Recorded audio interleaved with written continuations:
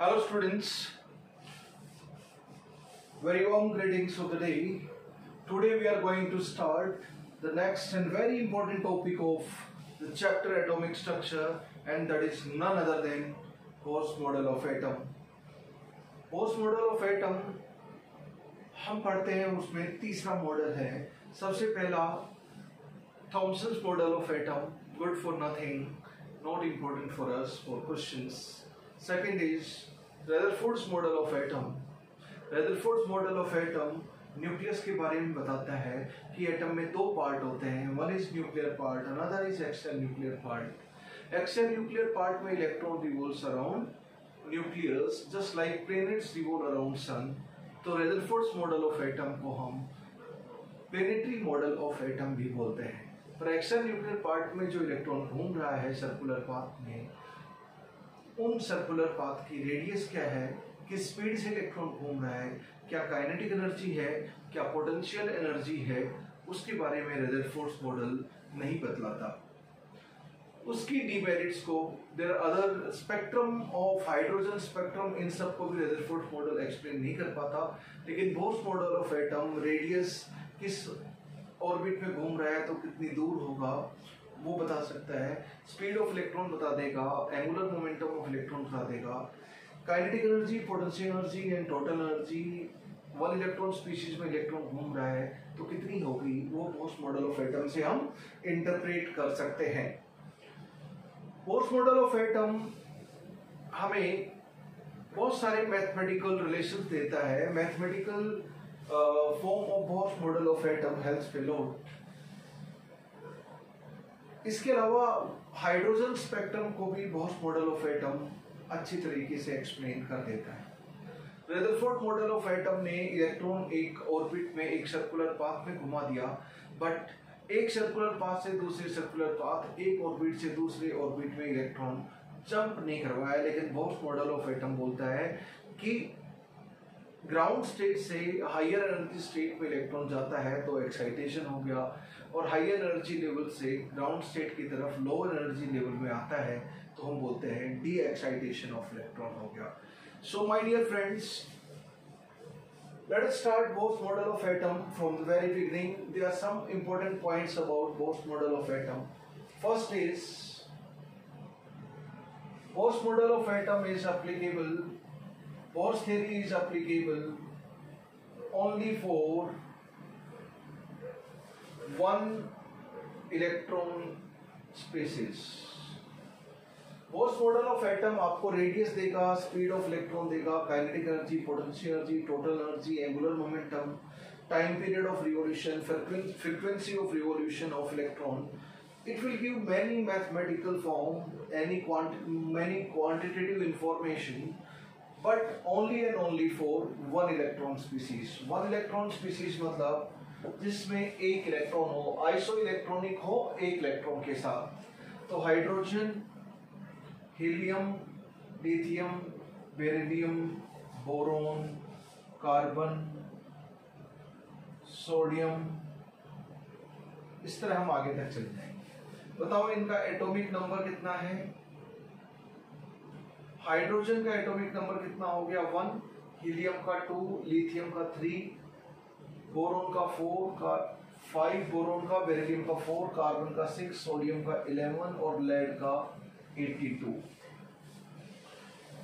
ये आपके बहुत सारे एटम मैंने लिख दिए, पर अब वन इलेक्ट्रॉन स्पीशीज बना रहा हूं. इसमें तो एक इलेक्ट्रॉन ही है. हीलियम में 2 थे, अब एक इलेक्ट्रॉन हो गया. लिथियम में 3 इलेक्ट्रॉन है एटम में, तो अगर हम 2 इलेक्ट्रॉन रिमूव कर दें तो इसमें भी एक इलेक्ट्रॉन रह जाएगा. बेरिलियम में न्यूट्रल एटम में 4 इलेक्ट्रॉन है, 3 इलेक्ट्रॉन रिमूव कर दिए जाएं तो ये भी one electron species, uni electron species,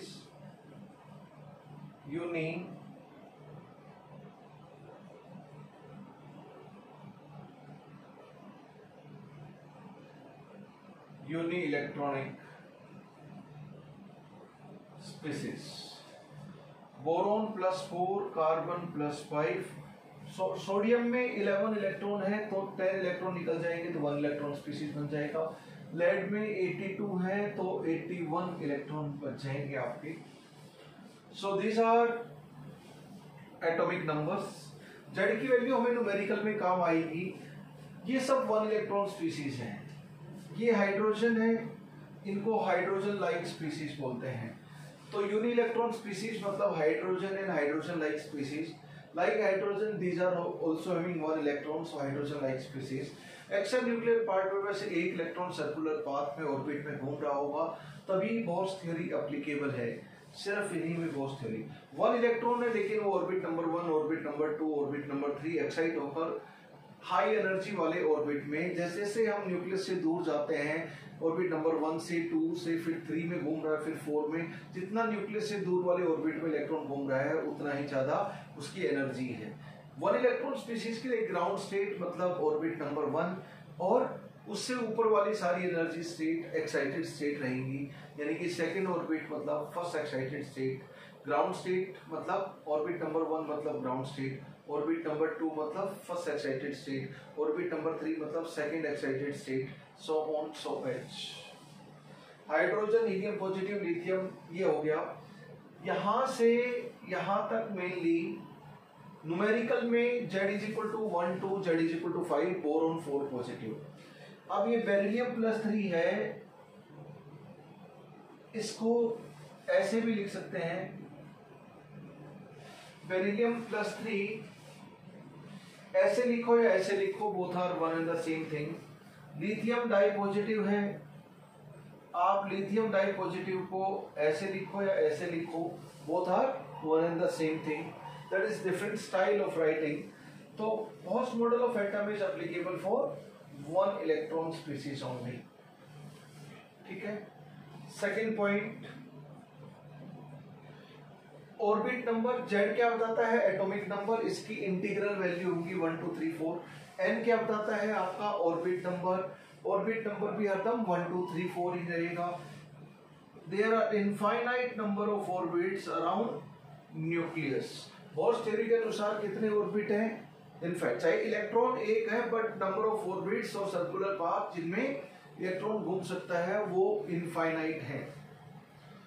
जब इन्फिनिटी पे चला जाएगा n is equal to infinity, तो यानी कि इनफाइनाइट डिस्टेंस पे चला जाएगा इलेक्ट्रॉन, और इनफाइनाइट डिस्टेंस पे चला जाएगा तो न्यूक्लियस का अट्रैक्शन अब नहीं रह पाएगा। K(Q1Q2) divide by r², force of attraction है, nucleus positively charge, electron negatively charge, तो K(Q1Q2) डिवाइड बाई r² से सेंट्रीपिटल फोर्स से उसको अपनी तरफ खींचेगा न्यूक्लियस इलेक्ट्रॉन को।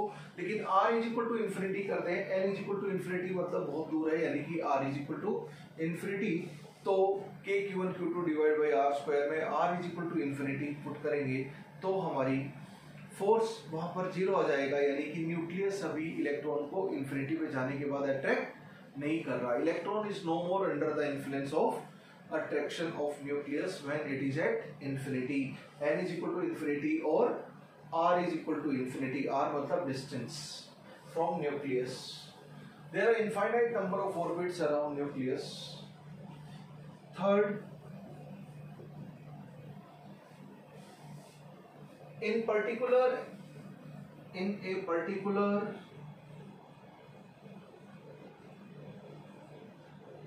orbit,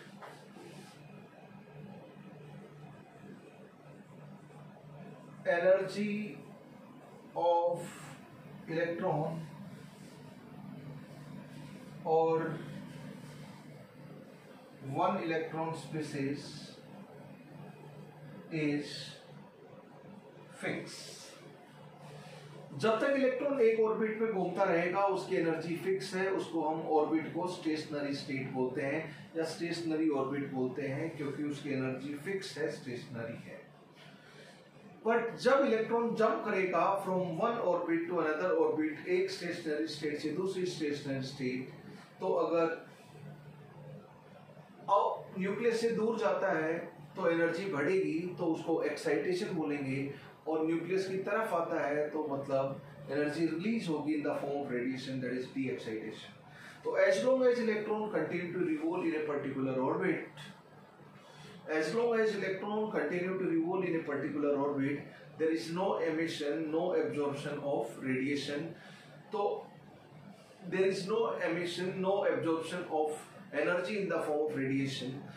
जब तक एक ऑर्बिट में एक स्टेशनरी स्टेट एक सेल में इलेक्ट्रॉन घूमता रहेगा तब तक उसकी एनर्जी फिक्स है। तो यानी कि ना एनर्जी रेडिएट आउट करेगा, ना एनर्जी रिलीज करेगा, ना एनर्जी एब्जॉर्ब करेगा। बट जब इलेक्ट्रॉन जंप करेगा from one stationary state to another stationary state, अगर कम एनर्जी लेवल से न्यूक्लियस से दूर ज्यादा एनर्जी लेवल वाले के ऊपर जाता है तो एनर्जी एब्जॉर्ब होगी in the form of radiations. और जब ज्यादा एनर्जी लेवल से न्यूक्लियस की तरफ कम एनर्जी लेवल में इलेक्ट्रॉन आएगा तो एनर्जी रिलीज करेगा, क्योंकि उसको एनर्जी कम करनी है। जितना न्यूक्लियस से दूर वाले ऑर्बिट में इलेक्ट्रॉन होगा उतनी ही ज्यादा एनर्जी होगी, जितना न्यूक्लियस के पास होगा उतनी ही कम एनर्जी होगी।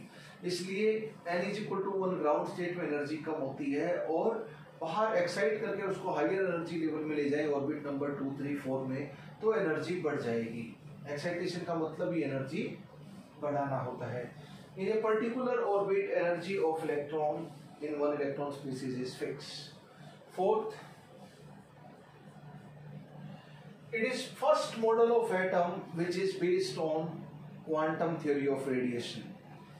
It is यहाँ पे quantum theory of radiation का हम लोग यूज करेंगे कि एक क्वांटम एक फोटोन की एनर्जी h nu और hc by lambda होती है।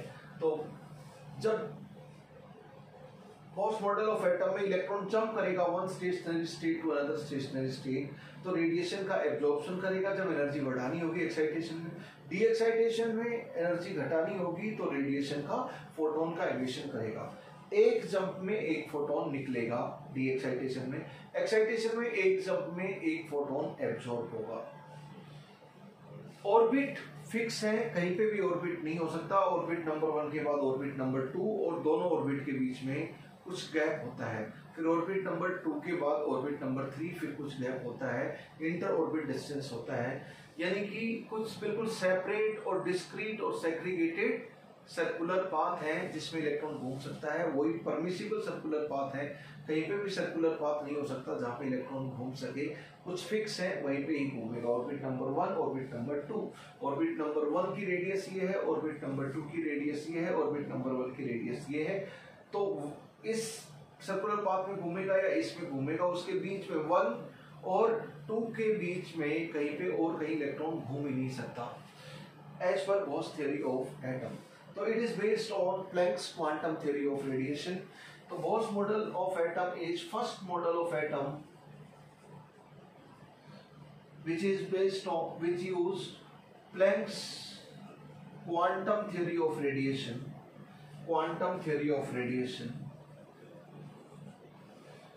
based on first model of atom which used Planck's quantum theory of radiation।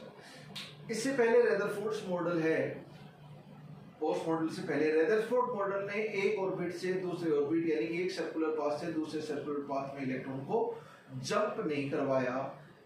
Bose theory ने इलेक्ट्रॉन को जंप करवाया है एक स्टेशनरी स्टेट से दूसरे स्टेशनरी स्टेट, और वही जंप रिस्पॉन्सिबल है हाइड्रोजन स्पेक्ट्रम को एक्सप्लेन करने के लिए।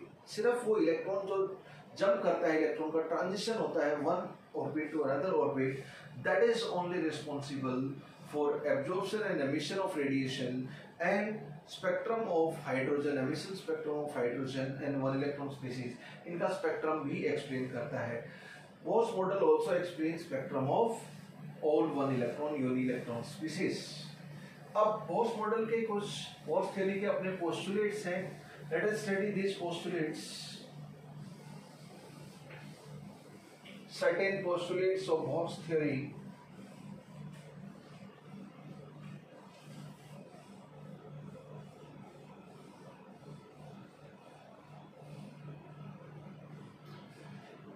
फर्स्ट अब हम करते हैं main points.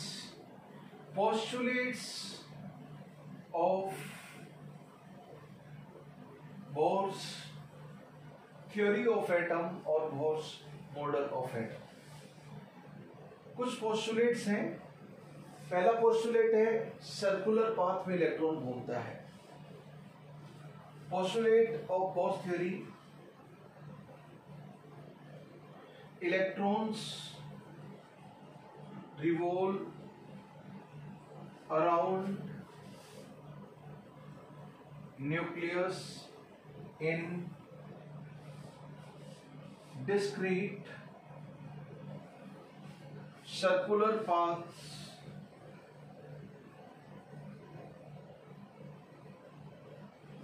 electrons revolve around nucleus in discrete circular paths. Discrete मतलब सेग्रीगेटेड और सेपरेट. एक सर्कुलर पाथ है तो दूसरा सर्कुलर पाथ कुछ डिस्टेंस पे है, उससे अलग है. सेग्रीगेटेड है, सेपरेट है, डिस्क्रीट है. डिस्क्रीट मतलब देयर इज सम अलग अलग सर्कुलर पाथ है, there is some gap between different circular paths. Electrons revolve around nucleus in discrete circular paths. These circular paths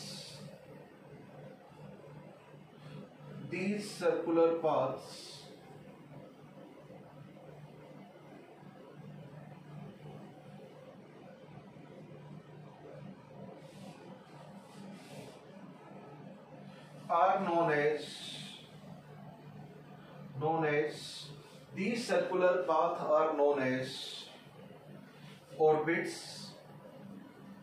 Orbit number 1, orbit number 2, orbit number 3. Energy cells or cells, K cell, L cell, M cell, like this. Orbits, energy cells or cells. Principal energy level, principal or main energy levels.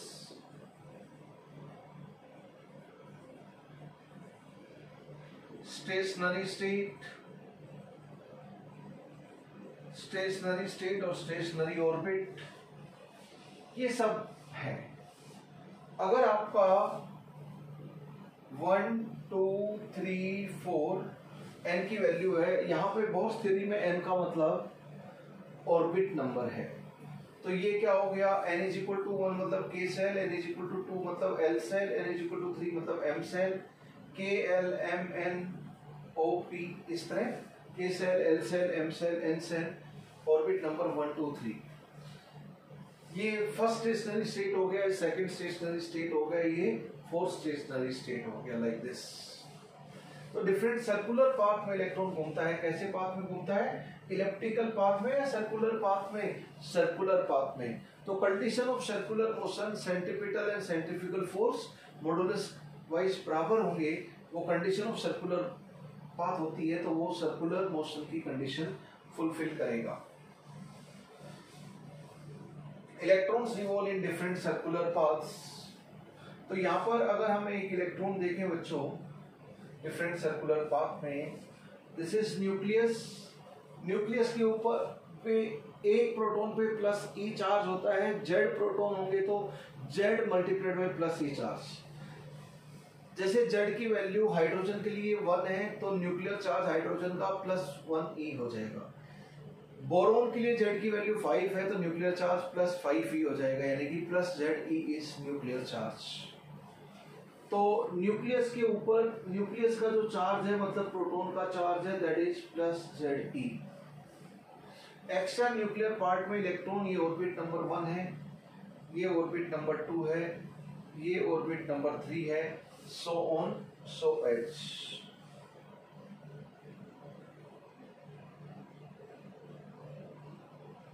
Different circular path में electron revolve करता है around nucleus. Different circular path में electron revolve करता है around nucleus. ये circular path हैं.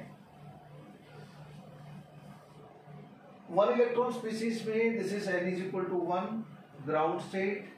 ये first excited state हो गई, ये थर्ड एक्साइटेड स्टेट हो गई. इस तरह ऐसा चलता जा रहा है इन्फिनिटी तक, n is equal to infinity तक जाएगा. ये ग्राउंड स्टेट, ये फर्स्ट एक्साइटेड स्टेट, ये सेकंड एक्साइटेड स्टेट. कोई आपको बोले कि इलेक्ट्रॉन फर्स्ट एक्साइटेड स्टेट में है तो n इज इक्वल टू 2 में है. कोई बोले इलेक्ट्रॉन सेकंड एक्साइटेड स्टेट, ये ग्राउंड स्टेट, ये फर्स्ट एक्साइटेड स्टेट मतलब orbit number 2, second excited state मतलब orbit number 3, third excited state मतलब ऑर्बिट नंबर 4. तो कोई बोले कि फिफ्थ एक्साइटेड स्टेट में इलेक्ट्रॉन है, तो किस ऑर्बिट में घूम रहा होगा electron, n is equal to 5 में, n इज इक्वल टू 6 में, n इज इक्वल टू 6 में. यहाँ पे आप मिस्टेक करोगे. आपको बोलेंगे फिफ्थ एनर्जी स्टेट में इलेक्ट्रॉन घूम रहा है, अच्छी बात है, n इज इक्वल टू 5. आपको बोलेंगे फिफ्थ एक्साइटेड स्टेट में इलेक्ट्रॉन घूम रहा है तो L इज इक्वल टू 6 लेना है, समझ गए। Ground state, first excited state, second excited state, third excited state मतलब orbit number 4 so on so on. Ground orbit first excited state orbit number 2, second excited state orbit number 3 so on so एच। अब देखो एक particular orbit में electron घूम रहा है circular path में, तो what is the condition of circular motion, इसका मैथमेटिकल एस्पेक्ट क्या है। एक पर्टिकुलर सर्कुलर पाथ में इलेक्ट्रॉन घूम रहा है बच्चों,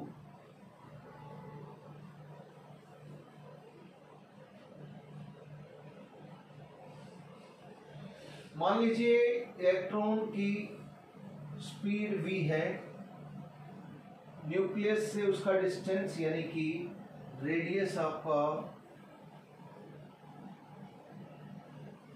r है, इलेक्ट्रॉन का मास में me ले लेता हूं, तो सेंटर की तरफ जो फोर्स लगेगा उसको हम सेंट्रीपिटल फोर्स बोलेंगे और सेंटर से अवे जो फोर्स है उसको हम सेंट्रीफ्यूगल फोर्स बोलेंगे। What is the condition of centrifugal force, क्या रहेगा आपका जानते हो, mv²/r स्यूडो फोर्स है। सेंट्रीपिटल फोर्स क्या हो जाएगा, इसके ऊपर चार्ज कितना है इलेक्ट्रॉन के ऊपर, यहाँ इलेक्ट्रॉन है, इलेक्ट्रॉन के ऊपर चार्ज कितना है -e, न्यूक्लियस का चार्ज कितना है +e, पॉजिटिव इस नेगेटिवली चार्ज इलेक्ट्रॉन को अट्रैक्ट करेगा सेंटर की तरफ, पॉजिटिव नेगेटिव, तो ये सेंट्रीपिटल फोर्स लगेगा इधर, क्या लगेगा सेंट्रीपिटल फोर्स लगेगा। तो सेंट्रीपिटल फोर्स क्या होगा K, Q1 क्या हो गया न्यूक्लियस का चार्ज, Q2 क्या हो गया इलेक्ट्रॉन का चार्ज, तो K Q1 Q2 divide by r², यही होता है ना, K Q1 Q2 divide by r², यही तो होता है कोलम्बिक फोर्स। तो ये सेंट्रीपिटल फोर्स कोलम्बिक फोर्स है, न्यूक्लियस वाला चार्ज इलेक्ट्रॉन को अट्रैक्ट कर रहा है, ये इलेक्ट्रॉन का चार्ज, ये न्यूक्लियस का चार्ज। तो सेंट्रीपिटल फोर्स का मॉडुलस अगर मैं लूं तो कितना आ जाएगा, K ZE E divide by r², modulus लेके माइनस साइन गायब हो जाएगा, इसको लिख सकते हैं K ZE² divide by r², r is radius, बिंदास लिख सकते हैं centripetal force, centrifugal force mv²/r है। Z² कहां से आया है, Z मल्टीप्लाइड बाई E² से नहीं आया है, plus ZE multiplied by E से आया है, ये इलेक्ट्रॉन का चार्ज है, ये न्यूक्लियस का चार्ज है। आपको बोलेंगे इलेक्ट्रॉन की बजाय और कोई पार्टिकल घूम रहा है, बोर्स थ्योरी की पोस्टुलेट को ओबे कर रहा है, तो उसका चार्ज पुट कर देंगे यहाँ -e की बजाय, बोलेंगे उसका उस पार्टिकल का इलेक्ट्रॉन की जगह जो घूम रहा है उसका चार्ज -3e है, तो यहाँ पर e की जगह 3e पुट मत कर देना, यहाँ पर -e की जगह -3e पुट करना, नहीं तो यहाँ पर e की जगह -3e पुट कर दोगे तो पूरा एक्सप्रेशन गड़बड़ा जाएगा, क्योंकि न्यूक्लियर चार्ज तो उतना ही बोला है क्वेश्चन में, मान लीजिए बस इलेक्ट्रॉन को रिप्लेस करके दूसरा पार्टिकल बोर्स थ्योरी को फॉलो करते हुए घुमाया है जिसका चार्ज इलेक्ट्रॉनिक चार्ज से थ्राइस है, तो ये -e की बजाय -3e होगा, सिर्फ ये चेंज करना है, पूरा e चेंज नहीं करना है। यहाँ पे e की बजाय 3e पुट कर दोगे और यहाँ पे e की बजाय 3e पुट करोगे तो डिफर कर जाएगी situation, you can think about it, very simple thing mathematically. तो बच्चों what is the condition of circular motion, what is the condition of circular motion, circular motion की कंडीशन क्या है, फर्स्ट पोस्टुलेट बोलता है कि सर्कुलर पाथ में घूमता है, फॉर सर्कुलर मोशन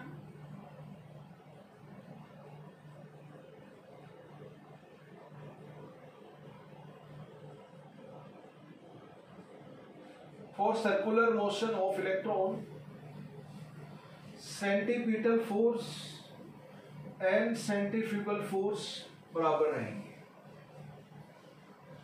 ये क्या हो गया, k Z e square by are square.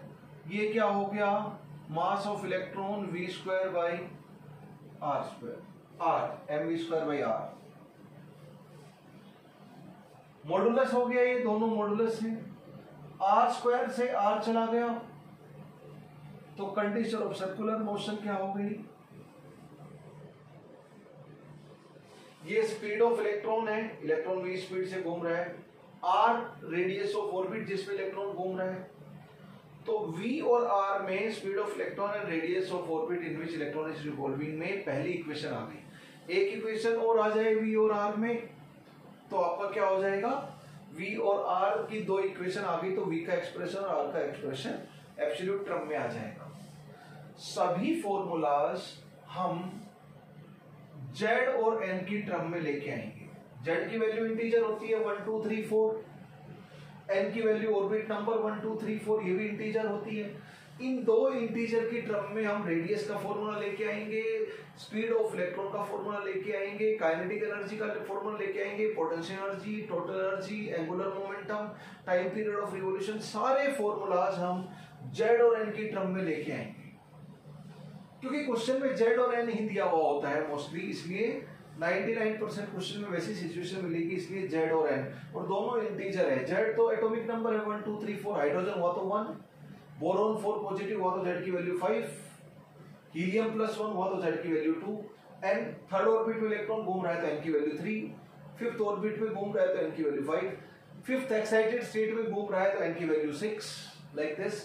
तो z और n की टर्म में सारे फॉर्मूलाज z और n की टर्म में हम लोग लेके आएंगे, क्योंकि न्यूमेरिकल में डेटा z और n की टर्म में ही बतलाया जाता है।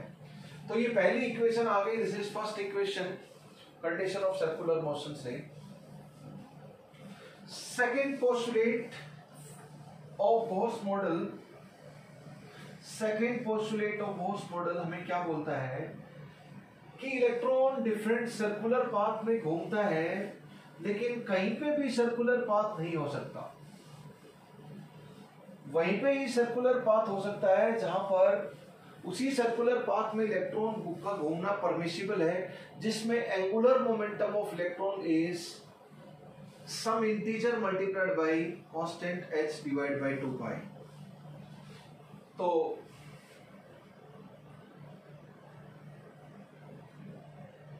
Electron can revolve in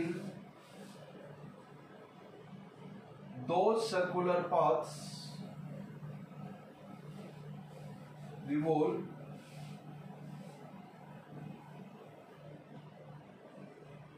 only in those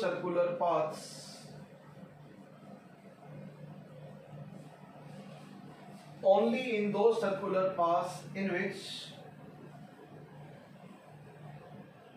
angular momentum is integral multiple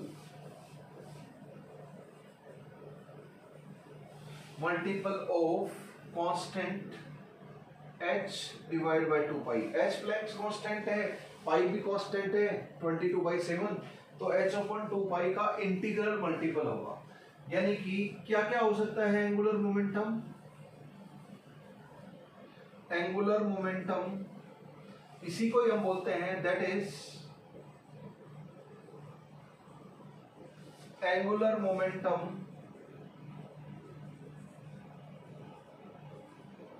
is quantized, इसी को ही हम बोलते हैं एंगुलर मोमेंटम इज क्वांटाइज्ड।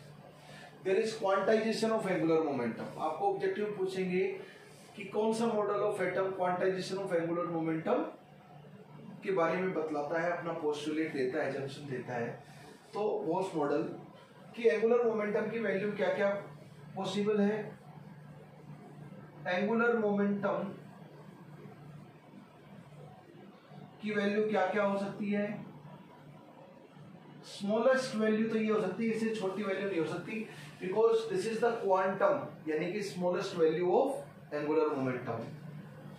क्या होगा, 2 मल्टीप्लाइड बाई एच ओपन 2 पाई हो सकता है, 3 मल्टीप्लाइड बाई एच ओपन 2 पाई हो सकता है, 4 मल्टीप्लाइड बाई एच ओपन 2 पाई हो सकता है, so on so H.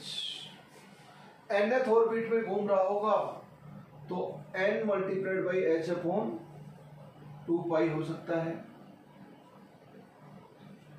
n multiplied by H upon 2 पाई हो सकता है। तो इस तरह एंगुलर मोमेंटम की वैल्यू यहाँ पे इंटीजर आना चाहिए, यहाँ पे 2 की बजाय 1.5 1.8 ऐसे नहीं आ सकता, क्या तो 1h अपॉन 2 पाई जहां पर होगा जिस पाथ में वहीं घूमेगा, फिर 2h अपॉन 2 पाई तो वो पाथ इधर होगा, इन दोनों के बीच में कोई सर्कुलर पाथ नहीं हो सकता। Only those circular path in which angular momentum is some integer multiplied by h upon 2 pi, integral multiple of constant h upon 2 pi.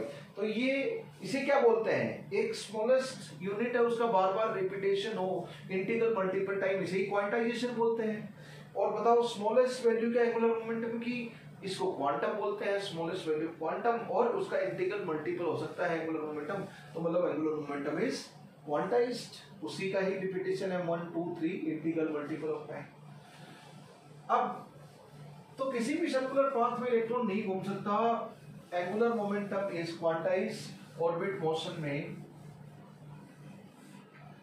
Angular momentum होता क्या है, angular momentum is angular momentum is some integer multiplied by h upon 2 pi, और integer है आपका orbit number. यहाँ पर first orbit में घूम रहा होगा तो 1h upon 2 pi, second orbit में घूम रहा होगा तो 2h upon 2 pi, third orbit में घूम रहा होगा तो 3h upon 2 pi, fourth orbit में घूम रहा होगा तो किसी भी 1 इलेक्ट्रॉन स्पीसीज में 4 multiplied by h upon 2 pi, nth orbit में घूम रहा होगा तो nh upon 2 pi। Angular momentum को हम क्या लिख सकते हैं, लीनियर मोमेंटम का फॉर्मूला तो ये होता है, पर लीनियरली थोड़ी घूम रहा है इलेक्ट्रॉन, इलेक्ट्रॉन तो सर्कुलर पाथ में घूम रहे हैं, तो एंगुलर मोमेंटम की बात करेंगे। लीनियर पाथ में घूमेगा तो लीनियर मोमेंटम की बात करेंगे। तो ये linear momentum multiplied by perpendicular distance, ये एंगुलर मोमेंटम होता है आपका, फिजिक्स में हम लोग यूज करते हैं। ये किसका है, इलेक्ट्रॉन घूम रहा है तो मास ऑफ इलेक्ट्रॉन ही होगा। एंगुलर मोमेंटम क्या हो गया, some integer multiplied by h upon 2 pi. तो angular momentum is mvr is equal to nh upon 2 pi. ये सेकेंड इक्वेशन हो गई क्वांटाइजेशन ऑफ एंगुलर मोमेंटम से। ये स्पीड ऑफ इलेक्ट्रॉन और ये होगी velocity of electron, and this is radius of orbit जिसमें इलेक्ट्रॉन घूम रहा है। V और R में पहली इक्वेशन आ गई सर्कुलर मोशन की कंडीशन से, दूसरी equation quantization of angular momentum. तो एंगुलर मोमेंटम मान लो हीलियम पॉजिटिव के सेकंड ऑर्बिट में घूम रहा है तो 2h upon 2 पाई, लिथियम 2 पॉजिटिव के सेकंड ऑर्बिट में घूम रहा है तो भी 2 multiplied by 2h upon 2 pi, boron +4 के सेकंड ऑर्बिट में घूम रहा है तो भी 2 मल्टीप्लाइड बाय h upon 2 पाई। यानी कि z की वैल्यू और nature of one electron species की वैल्यू के ऊपर डिपेंड ही नहीं करता। यस और नो, एंगुलर मोमेंटम की वैल्यू सिर्फ n के ऊपर डिपेंड कर रही है, ऑर्बिट नंबर के ऊपर, z के ऊपर डिपेंड नहीं कर रही। तो ऑब्जेक्टिव में आपको पूछेंगे कि एंगुलर मोमेंटम ये किसके लिए है, बोर्स थ्योरी, सब one electron species uni electron species के लिए है। Angular momentum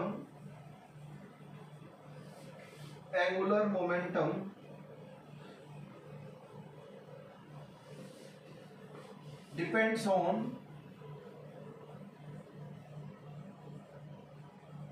on m, but one electron species कौन सी है उसके ऊपर डिपेंड नहीं कर रहा। Z मतलब कौन सी वन इलेक्ट्रॉन, हाइड्रोजन के लिए Z की वैल्यू 1, हीलियम पॉजिटिव के लिए Z की वैल्यू 2, बोरॉन 4 पॉजिटिव के लिए Z की वैल्यू 5। तो Z क्या है उसके ऊपर डिपेंड नहीं कर रहा, बस n की वैल्यू के ऊपर डिपेंड कर रहा है। तो nature of one electron species के ऊपर एंगुलर मोमेंटम डिपेंडेंट नहीं है।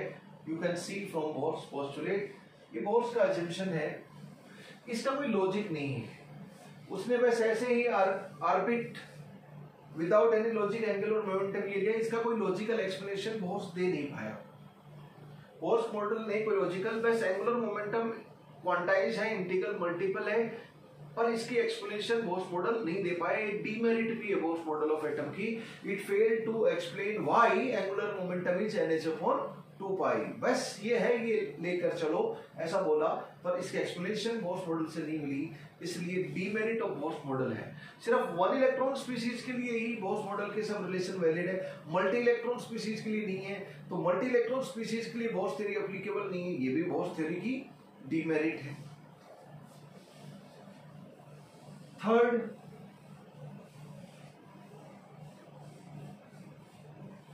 नेक्स्ट पोस्टुलेट क्या है? थर्ड, 3 पोस्टुलेट से 3 मैथमेटिकल इक्वेशन हम लोग निकाल रहे हैं। V और R में 2 इक्वेशन आ गई, first and second position. First मतलब condition of circular motion Cp is equal to Cf and second postulate angular momentum is integral multiple of h upon 2 pi. तो V और R में speed और radius में 2 equation आ चुकी हैं। अब V और R के लिए 2 इक्वेशन आ गई तो डेरिवेशन आप कर सकते हो। मैथमेटिक्स बोलता है 2 इक्वेशन 2 पैरामीटर, तो पैरामीटर के एक्सप्रेशन निकाल सकते हो। थर्ड, जब तक इलेक्ट्रॉन एक सर्कुलर पाथ में घूमता रहेगा तब तक उसकी एनर्जी ना कम होती है ना ज्यादा होती है। As long as electron continues to revolve in a particular stationary state, इस energy is fixed. But when electron jump from one stationary state to another stationary state, there is emission or absorption of energy in the form of radiations. देखो,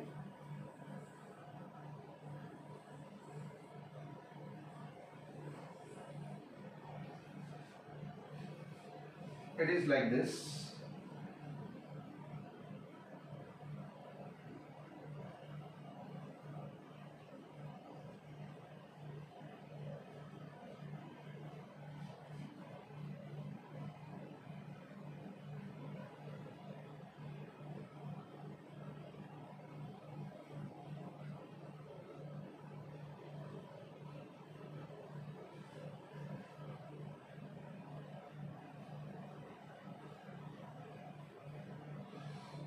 देखो, कोई भी orbit ले लेते हैं हम लोग, से दिस इज N1, और भी ऑर्बिट होंगे आपके ऐसे बाहर चलते रहेंगे। ये पूरे सर्कुलर पाथ है पर मैं उतना ही पोर्शन दिखा रहा हूं। इसको N1 ले लेते हैं और इसको N2 ले लेते हैं। N1 छोटा है N2 से, तो यहाँ पे एनर्जी कम होगी, उधर एनर्जी ज्यादा होगी। जितनी न्यूक्लियस से दूर रहेगा तो इलेक्ट्रॉन में उतनी ही एनर्जी 1 इलेक्ट्रॉन स्पीशीज की ज्यादा होती चली जाएगी। ये ग्राउंड स्टेट है, फर्स्ट एक्साइटेड, सेकंड कोई भी हो सकती है, पर कोई भी ऑर्बिट N1 ले लिया और वो N2 ले लिया। यहाँ पे N1 की वैल्यू N2 से छोटी है, जैसे ऑर्बिट नंबर 2 तो ये ऑर्बिट नंबर 5 हो गया। कोई भी N1 की वैल्यू N2, पर सब इंटीजर है N1 N2, लेकिन N1 की वैल्यू छोटा इंटीजर, N2 की वैल्यू बड़ा इंटीजर। यहां से यहां अगर इलेक्ट्रॉन जंप करता है, अगर ग्राउंड स्टेट से जाता है तो उसको एक्साइटेशन बोलेंगे, और ऊपर से ग्राउंड स्टेट में आता है तो डी एक्साइटेशन। तो यहां पर N1 टू N2 जाता है तो ये एनर्जी बढ़ेगी। यहां पर एनर्जी EN1 है, इलेक्ट्रॉन घूम रहा है तो 1 इलेक्ट्रॉन स्पीशीज की। यहां पर एनर्जी EN2 है। अब की बात है, वहां पर ज्यादा एनर्जी है, जितना न्यूक्लियस से दूर उतनी ज्यादा एनर्जी। हम फॉर्मूला से भी वेरीफाई करेंगे इस चीज को आफ्टर गेटिंग द फॉर्मूला। तो यहां से यहां क्या हो रही है? रेडिएशन का absorption.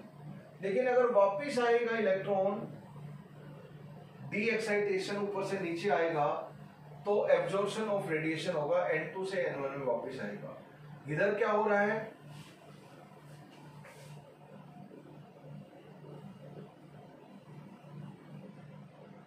absorption of energy in the form of radiation। Radiation मतलब एक क्वांटम, एक फोटोन का एब्जॉर्ब होगा, एनर्जी बढ़ानी है। कितनी एनर्जी एब्जॉर्ब होगी? पहले EN1 थी जब N1 में इलेक्ट्रॉन घूम रहा था, जब N2 में इलेक्ट्रॉन घूम रहा है तो EN2 एनर्जी है, तो कितनी एनर्जी बढ़ी? EN2 माइनस EN1 से बढ़ गई। तो वो एनर्जी कहां से आई? कोई फोटोन एब्जॉर्ब हुआ है, कोई फोटोन एब्जॉर्ब हुआ है। यहाँ मतलब एब्जॉर्ब ऐसे साइन दिखा देते हैं। यहाँ फोटोन क्या होगा आपका? Photon is released, photon is released. यहां पे क्या हो रहा है, एब्जॉर्प्शन ऑफ एनर्जी, यहां पे क्या है, एमिशन ऑफ एनर्जी,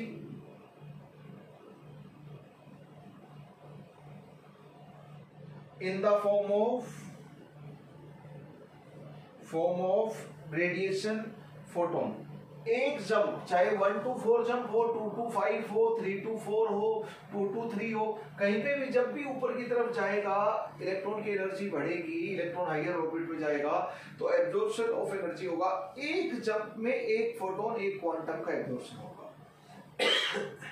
जिस तरह फोटो इलेक्ट्रिक इफेक्ट में एक फोटोन गिरता है तो एक इलेक्ट्रॉन निकल के जाता है, 1 to 1 रिलेशन है। इसी तरह चाहे 1 to 5 जंप हो या 1 to 10 जंप हो या फिर 2 to 5, एक जंप में एक फोटोन का एब्जॉर्प्शन होगा और यहाँ पे एक जंप में एक फोटोन का एमिशन होगा। ये डी एक्साइटेशन का केस, ये एक्साइटेशन का केस।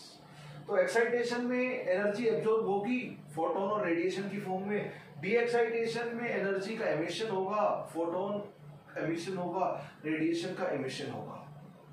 कितनी एनर्जी, जितनी चेंज इन एनर्जी है, change in energy is equal to, एक जंप में change in energy is equal to 1 quantum और 1 फोटोन एब्जॉर्ब या एमिट होगा is equal to 1 photon. Change in energy in one jump from one stationary state to another stationary state। तो ये क्या होगा, बड़ी एनर्जी माइनस छोटी एनर्जी, N2 बड़ा है N1 से तो En2 बड़ी एनर्जी है, En1 छोटी है। ये चेंज इन एनर्जी हो गई, इलेक्ट्रॉन वहां घूम रहा था तो एनर्जी En1 थी, जब तक घूमता रहेगा En1 ही रहेगी। जब उधर जंप करके चला गया तो उधर एनर्जी अपने आप में फिक्स है, हर ऑर्बिट अपना स्टेशनरी स्टेट कहलाता है, तो वहां पे एनर्जी फिक्स है, वो फिक्स की वैल्यू En2 है। तो कितनी एनर्जी चेंज करनी पड़ी, En2। वो एनर्जी कहां से आई, एब्जॉर्प्शन ऑफ रेडिएशन से, और वहां पे वापस आएगा तो एनर्जी रिलीज करनी पड़ेगी, वो भी फोटोन की फॉर्म में एनर्जी रिलीज होगी, radiation is equal to 1 quantum energy और 1 फोटोन एनर्जी, 1 क्वांटम एनर्जी और 1 फोटोन एनर्जी। बस ये है। यहां पे थर्ड पोस्टुलेट हमें बोलता है कि इलेक्ट्रॉन जंप कर सकता है, इलेक्ट्रॉन जंप कर सकता है। रदरफोर्ड मॉडल ने इलेक्ट्रॉन को घुमाया सर्कुलर पाथ में लेकिन जंप नहीं करवाया, यहाँ पे इलेक्ट्रॉन जंप भी कर सकता है। ये जब भी इलेक्ट्रॉन जंप करे आप इस इक्वेशन को यूज कर लेना बिंदास। व्हेनेवर इलेक्ट्रॉन जंप, चाहे N1 से N2, if N1 to N2 jump करे या फिर N2 से N1 जंप करे, ये एक्साइटेशन, ये डी एक्साइटेशन का केस, इक्वेशन यही यूज होगी in both the cases, equation यही यूज होगी। और इसको क्या लिख सकते हैं, व्हाट इज दिस, ये डायरेक्टली एनर्जी दे रखी होगी भाई, सेकंड एक्साइटेड स्टेट से फिफ्थ एक्साइटेड स्टेट में गए तो 30 इलेक्ट्रॉन वोल्ट का फोटोन एब्जॉर्ब हुआ। सेकंड एक्साइटेड स्टेट मतलब ऑर्बिट नंबर 3, तो N1 की वैल्यू 3 होगी। से फिफ्थ एक्साइटेड स्टेट में गए मान लीजिए तो ऑर्बिट नंबर 6 में गए तो N2 की वैल्यू 6 हो गई, लाइक दिस।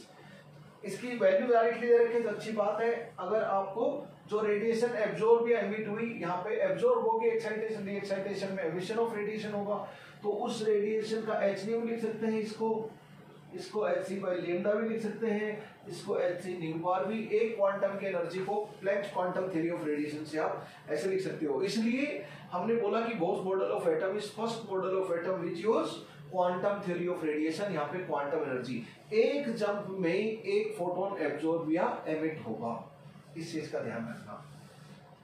ये एक फोटोन की एनर्जी, एक क्वांटम, ये एक जंप है N1 to N2 या N2 to N1, कुछ भी हो, इक्वेशन यही लगेगी, बड़ी एनर्जी माइनस छोटी एनर्जी, N2 N1 से बड़ा है, N2 is greater than N1 in this formula. ये third postulate of Bohr's model of atom होगा।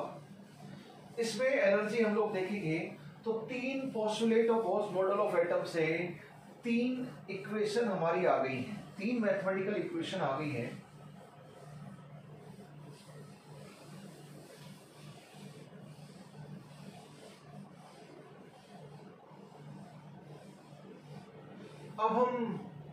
डेरिवेशंस करेंगे, डेरिवेशन फॉर मैथमेटिकल एक्सप्रेशन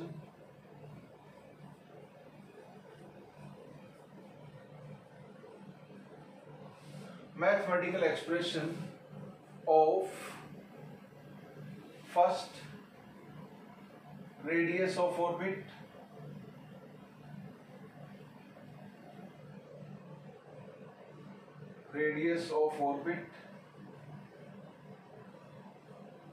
और सेकंड वेलोसिटी बोलो या स्पीड बोलो, दोनों का मतलब एक ही समझ रहे हैं हमारे यहाँ पर, speed of electron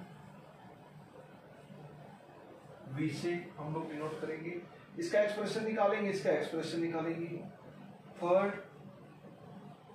kinetic energy, potential energy and total energy का एक्सप्रेशन निकालेंगे। फोर्थ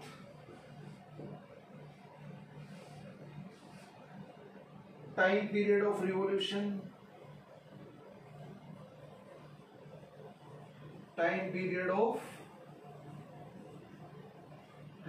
का डेरिवेशन करेंगे हम लोग। फिफ्थ फ्रीक्वेंसी ऑफ रिवॉल्यूशन का डेरिवेशन करेंगे।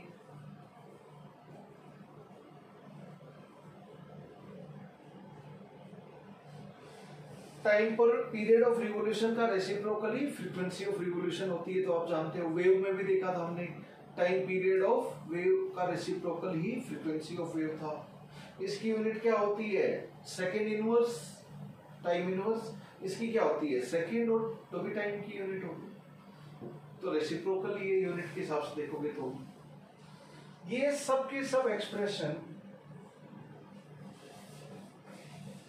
In terms of Z and N,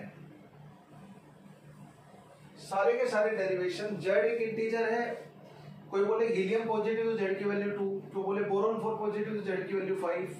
Z तो एटॉमिक नंबर है, number of proton in nucleus. N orbit number बोलेंगे, थर्ड ऑर्बिट में इलेक्ट्रॉन घूम रहा है तो N की वैल्यू 3, फिफ्थ ऑर्बिट में इलेक्ट्रॉन घूम रहा है तो N की वैल्यू 5, थर्ड एक्साइटेड स्टेट में इलेक्ट्रॉन घूम रहा है तो N की वैल्यू 4, फिफ्थ एक्साइटेड स्टेट में इलेक्ट्रॉन घूम रहा है तो N की वैल्यू 6। तो Z और N की फॉर्म में सारे एक्सप्रेशन आने चाहिए जो न्यूमेरिकल में काम आएंगे। लेट अस सी, बहुत पोस्टुलेट से 3 इक्वेशन आ गई, 3 पोस्टुलेट से, बस उन्हीं इक्वेशन से बहुत थ्योरी के जो अजम्पशन थे, उन्हीं का मैथमेटिकल जो इक्वेशन आई है, उन्हीं को यूज करते हुए सारे डेरिवेशन होंगे। All of this, all derivations will be on the basis of. तो सबसे पहले हम डेरिवेशन करते हैं। Let us start with derivation for mathematical expression of radius of orbit। Radius का डेरिवेशन कर रहे हैं।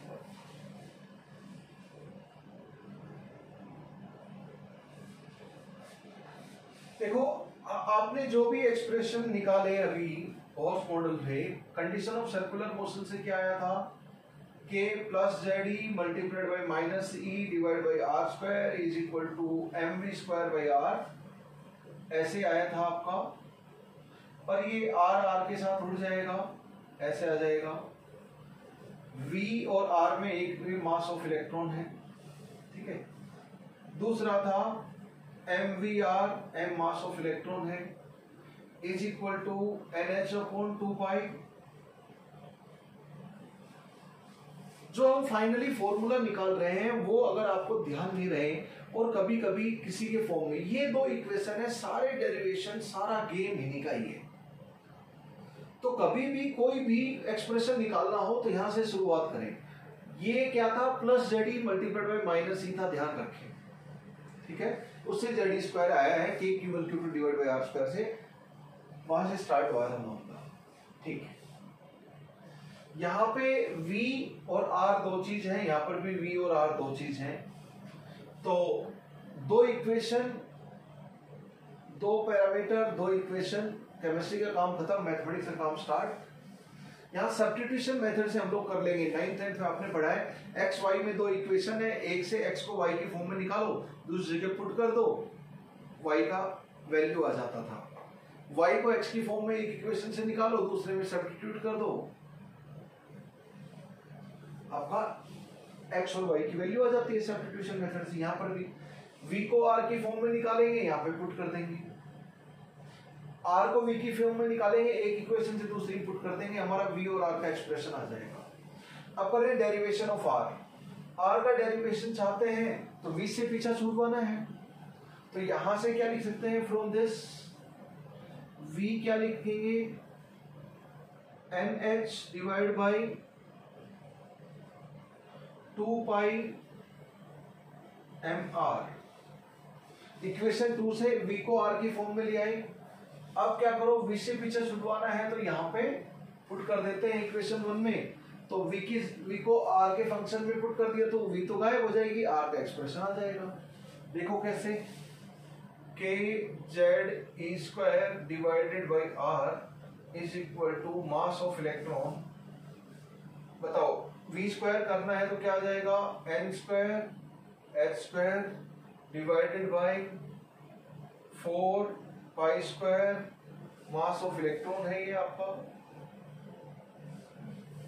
का square and r square. r की पावर 1 चली गई,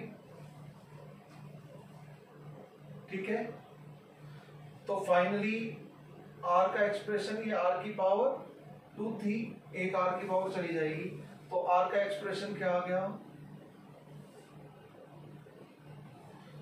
n square H square divide by, ये मास ऑफ इलेक्ट्रॉन से एक पावर चली गई, तो ये क्या आ गया, n square H square divide by 4 pi square m k z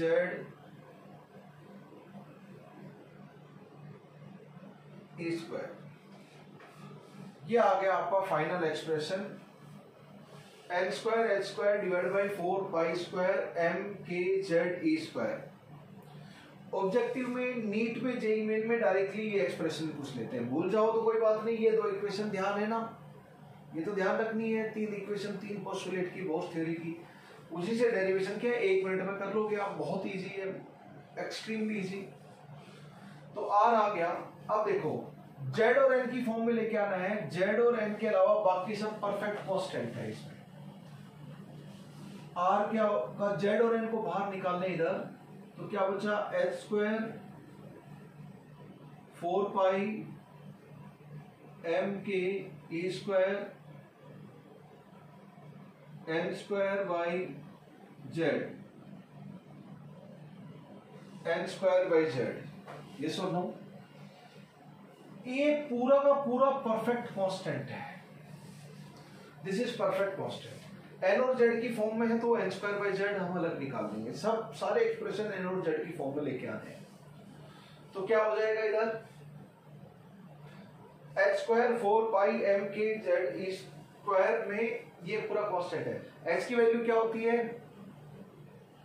6.63 10 34 SI unit में, 4 की वैल्यू 4, पाई की वैल्यू 3.14, मास ऑफ इलेक्ट्रॉन की वैल्यू क्या होती है, मास ऑफ इलेक्ट्रॉन हो गया 9.1 10 31 kg, के इलेक्ट्रोस्टैटिक कांस्टेंट की वैल्यू 9 मल्टीप्लाइड बाय 10 9 SI में, E की वैल्यू SI में होती है 1.6 10 19 कूलम।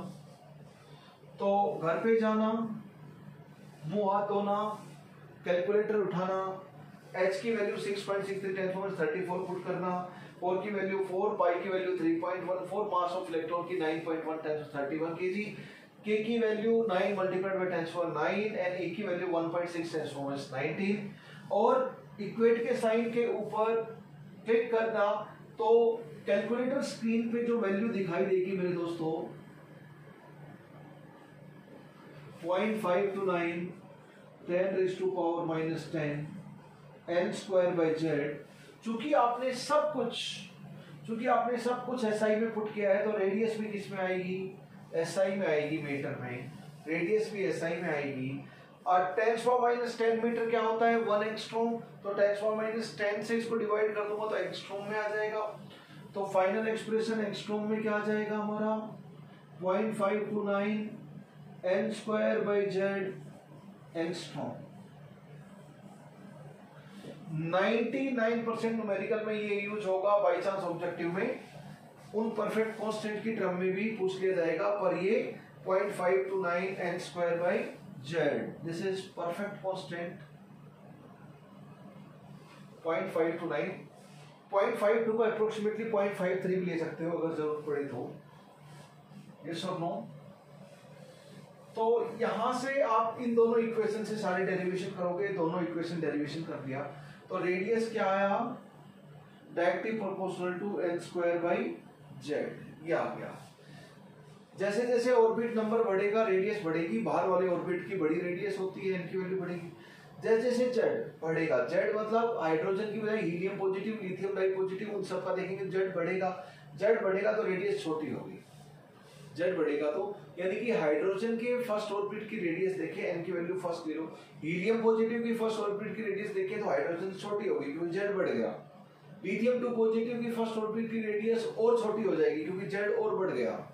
यस और नो, आर इफेक्टिव, ये याद होना चाहिए सबको न्यूमेरिकल के लिए। 0.529 n square by Z angstrom, ये फॉर्मूला है रेडियस का 1 इलेक्ट्रॉन स्पीशीज के लिए बोस मॉडल में। This you are expected to mml, ये आपको याद होना चाहिए। R is directly proportional to n square by z. Second derivation is derivation for mathematical expression of velocity of electron or speed of electron.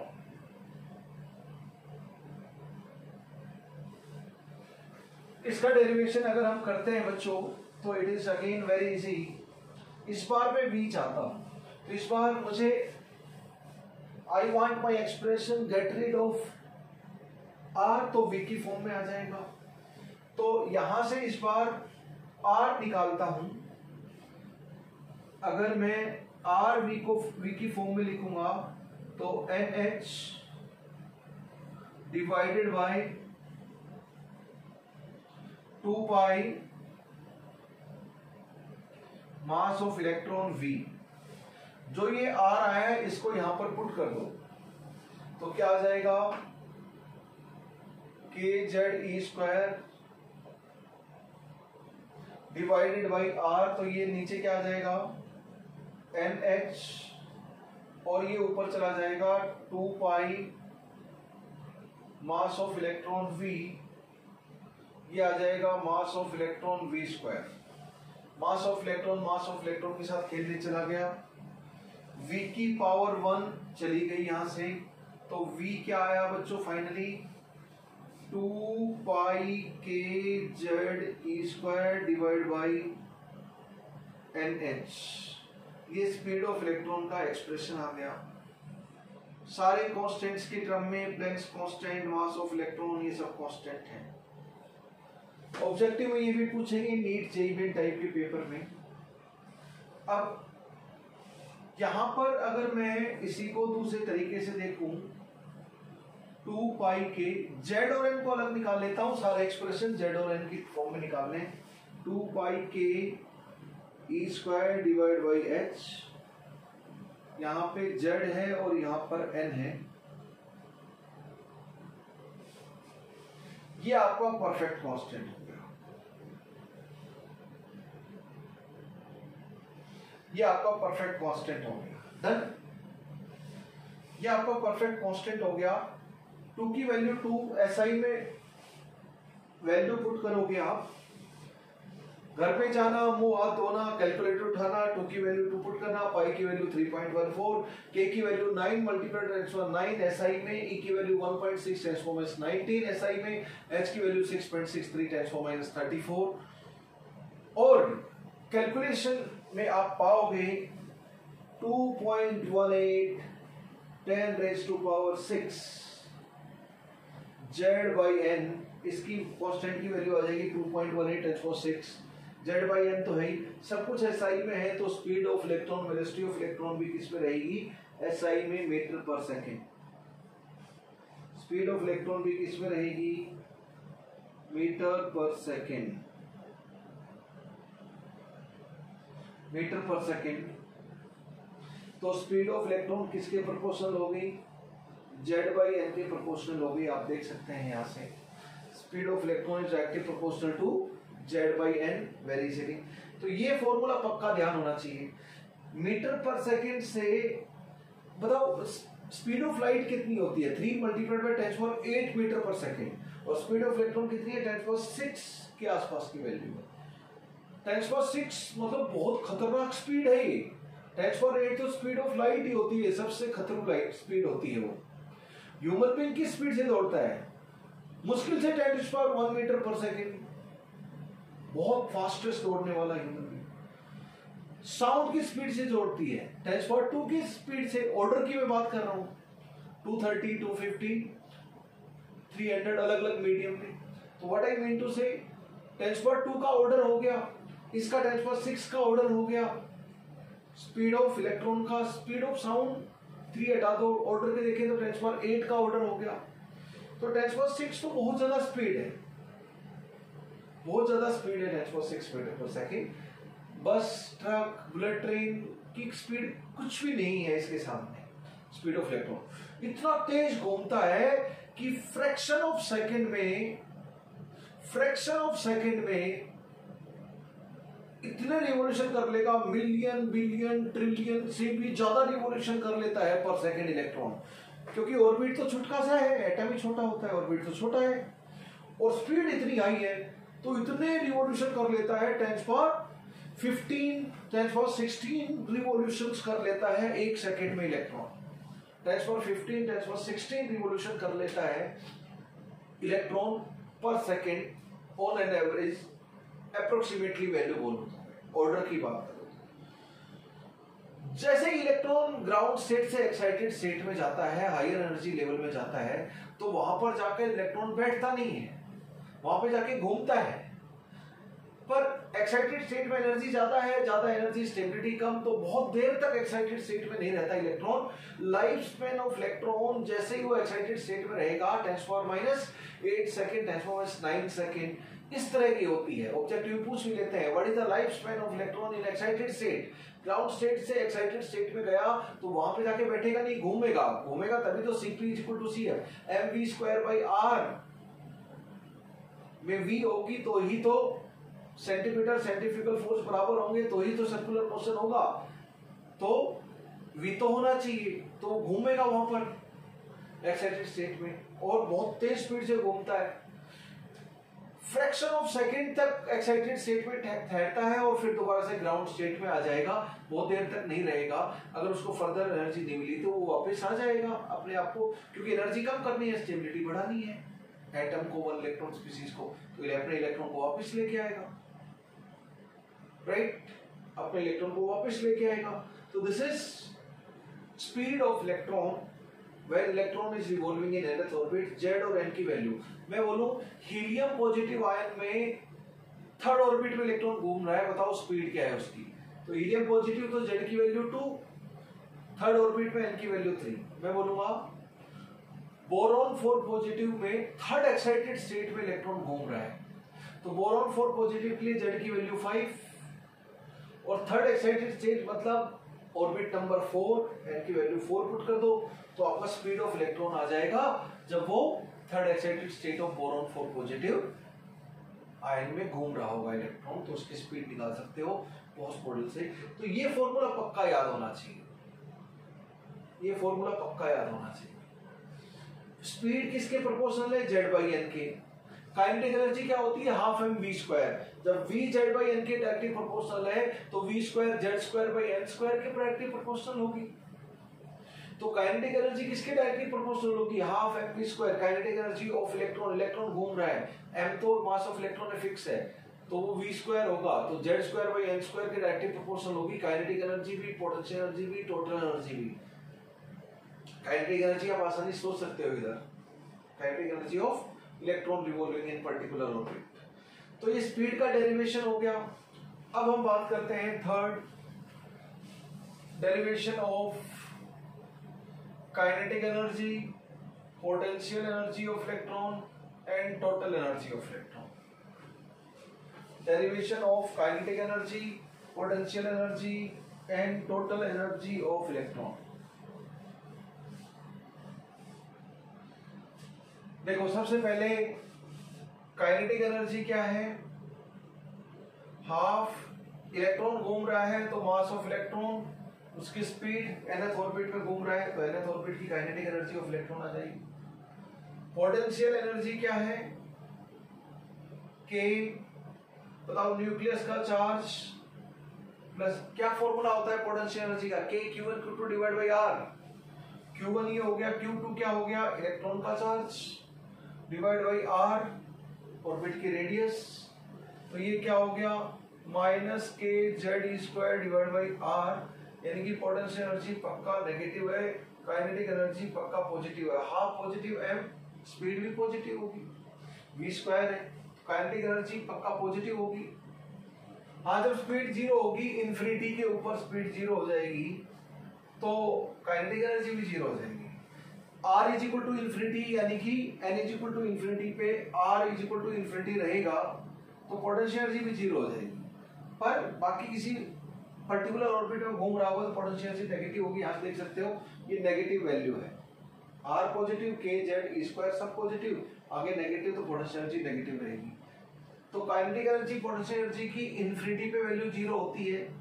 Kinetic energy किसी भी orbit में electron घूम रहा होगा तो पॉजिटिव रहेगी, पोटेंशियल एनर्जी क्या रहेगी, नेगेटिव रहेगी। ओके, यहां से क्या लिख सकते हैं, एम वी स्क्वायर को K Z square divide by R. ये दो इक्वेशन तो पीछा नहीं छोड़ेंगे, we keep on using it time and again. मुझे काइनेटिक एनर्जी चाहिए तो मैं क्या कर लूंगा, 2 से इधर भी मल्टीप्लाई करो और 2 से डिनोमिनेटर में दोनों तरफ मल्टीप्लाई करो, तो ये काइनेटिक एनर्जी का एक्सप्रेशन आ गया। हाफ एम वी स्क्वायर, इसको क्या लिख सकता हूँ, आर के टर्म में लिख सकता हूँ, के Z e square divide by 2r, ऐसे लिख सकते हैं हम यहां से फ्रॉम दिस इक्वेशन। यहां से देखो काइनेटिक एनर्जी पॉजिटिव है, के Z square divide by 2r है, r की टर्म में देखें तो, पर हमें तो z और n की टर्म में लेके आनी है, एंड के Z square divide by r। क्या आप देख सकते हो यहाँ पे 2 है और यहाँ पे 2 नहीं है, तो पोटेंशियल एनर्जी और काइनेटिक एनर्जी में पोटेंशियल एनर्जी 2 टाइम्स होती है बाई मॉडुलस। साइन तो अपोजिट है, साइन इज डेफिनेटली अपोजिट। अब हम टोटल एनर्जी का डेरिवेशन करते हैं। टोटल एनर्जी क्या हो जाएगी, nth ऑर्बिट में इलेक्ट्रॉन घूम रहा होगा तो काइनेटिक एनर्जी और पोटेंशियल एनर्जी दोनों का समीशन क्या हो जाएगी, total energy.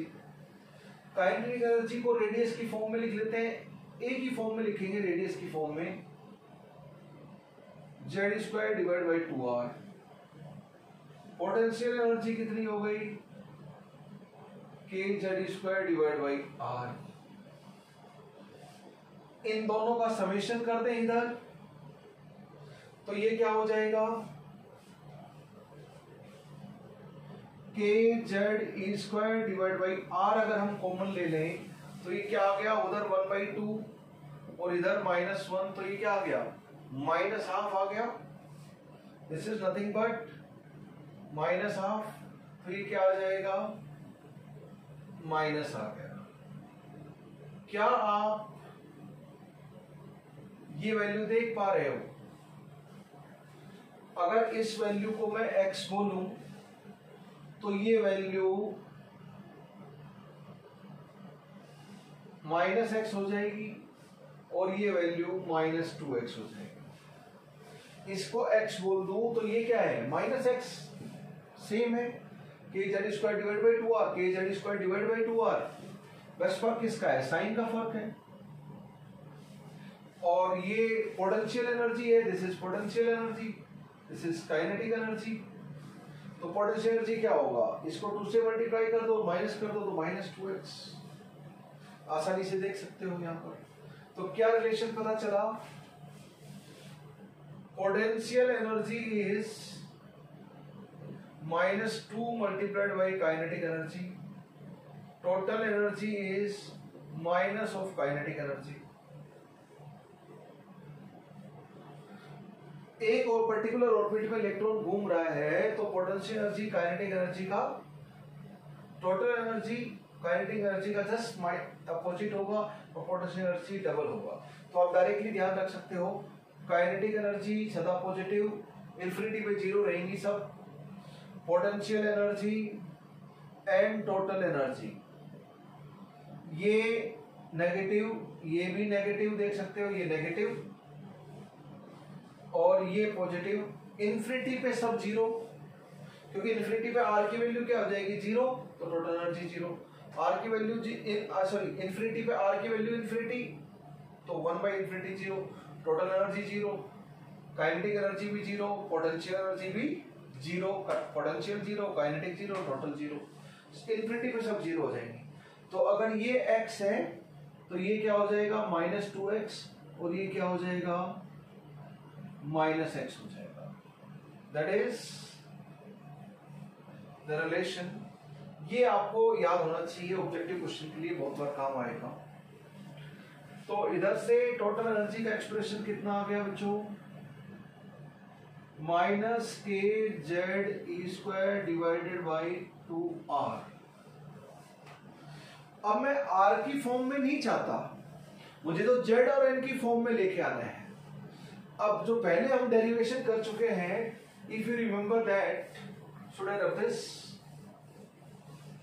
If you remember that, तो r का एक्सप्रेशन क्या आया था, फर्स्ट डेरिवेशन ऑफ रेडियस में, ध्यान है n²h²/4π²m/kz²। Hope you remember.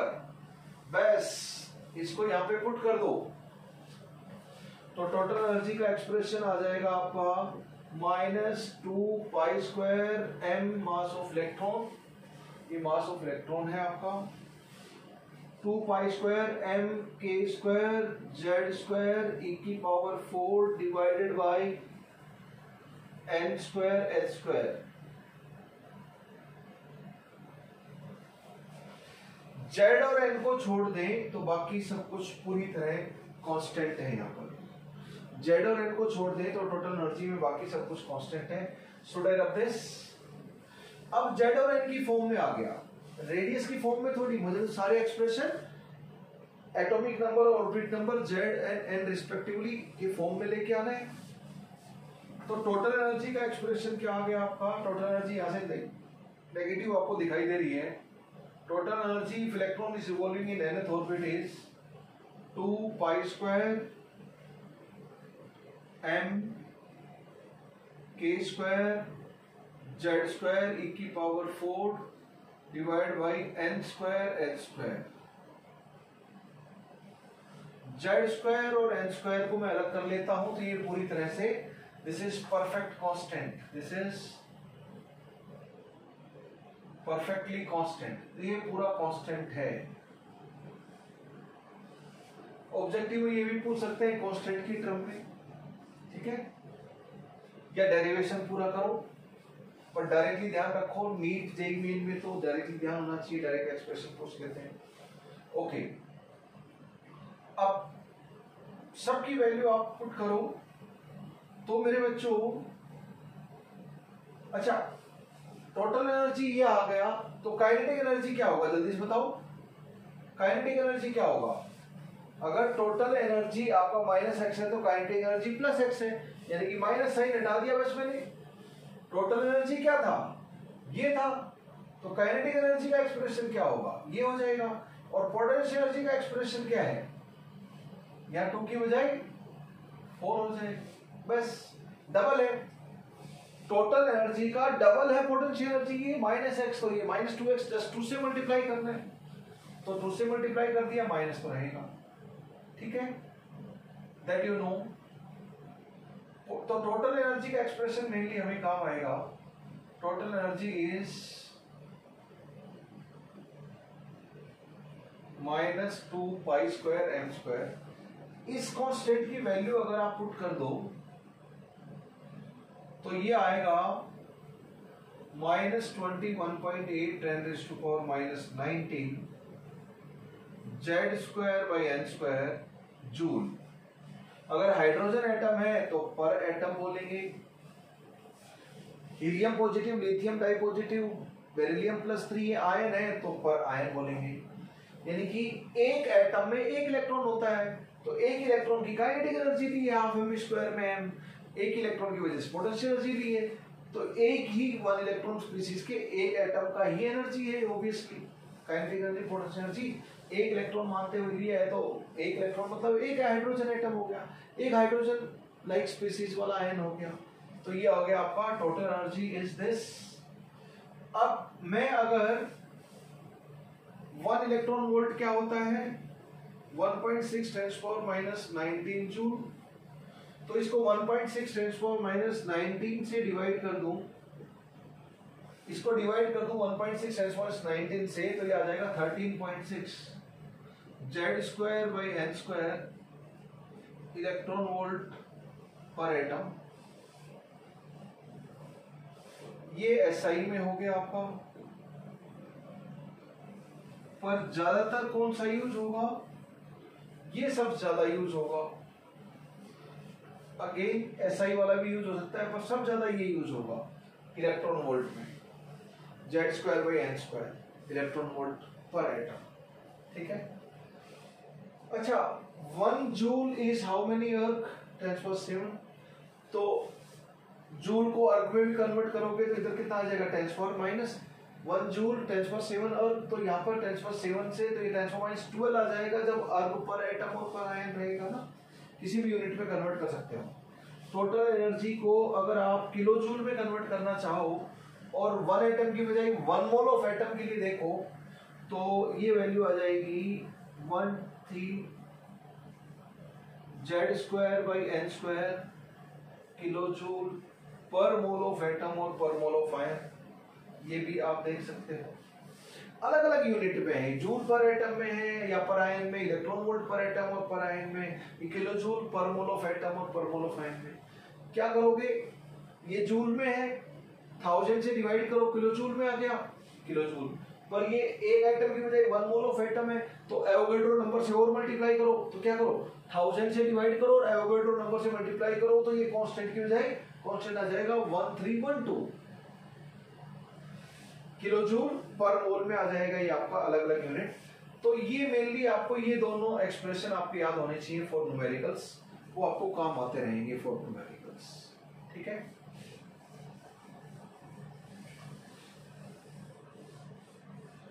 ये kinetic energy, potential energy, total energy. अगर मैं टोटल एनर्जी की बात करूं तो टोटल एनर्जी का एक्सप्रेशन क्या है आपका 13.6 Z²/n², नेगेटिव है। बताओ n की वैल्यू इंफिनिटी पुट करोगे तो टोटल एनर्जी 0, टोटल एनर्जी 0, तो ये -x0, तो x0, तो पोटेंशियल काइनेटिक ये सब 0 हो जाएंगे। ये सब n is equal to infinity पर। ये इलेक्ट्रॉन वोल्ट पर एटम और पर आयन है, हाइड्रोजन के लिए एटम, बाकी वाले इलेक्ट्रॉन स्पीसीज के लिए आयन बोलेंगे पर आयन। ये 13.6 Z²/n² है। ये माइनस साइन है ना, इससे फर्क पड़ेगा। मुझे बताओ -2 और -5 में कौन बड़ा, -2 बड़ा, नेगेटिव में छोटा मॉडुलस मतलब बड़ी value. As Z increases, as n increases, तो बताओ टोटल एनर्जी क्या होगी। Z जैसे जैसे बढ़ेगा तो इसका मॉडुलस तो बढ़ेगा, लेकिन वैल्यू क्या होगी, छोटी होगी माइनस साइन की वजह से। जैसे जैसे n बढ़ेगा तो इसका मॉडुलस तो कम होगा, लेकिन वैल्यू बढ़ेगी। Are you able to understand? तो ऑब्जेक्टिव में स्टेटमेंट देंगे कि total energy of one electron species increases if atomic number of one electron species increases. Wrong. Total energy decreases as atomic number increases for a particular orbit. जब हम electron species fix कर ले, Z fix कर ले, तो orbit number बढ़ेगा तो total energy बढ़ेगी। ये बिल्कुल सही बात है। बाहर वाला ऑर्बिट में n बढ़ता है, ऑर्बिट नंबर 1 2 3 4 n बढ़ेगा तो एनर्जी बढ़ेगी, क्योंकि बाहर वाले की एनर्जी ज्यादा होती है। वही तो बात कर रहे हैं। यस और no? What is the physical significance of negative sign? Negative sign का सिग्निफिकेंस क्या है? नेगेटिव साइन क्या बताता है? it tells electron is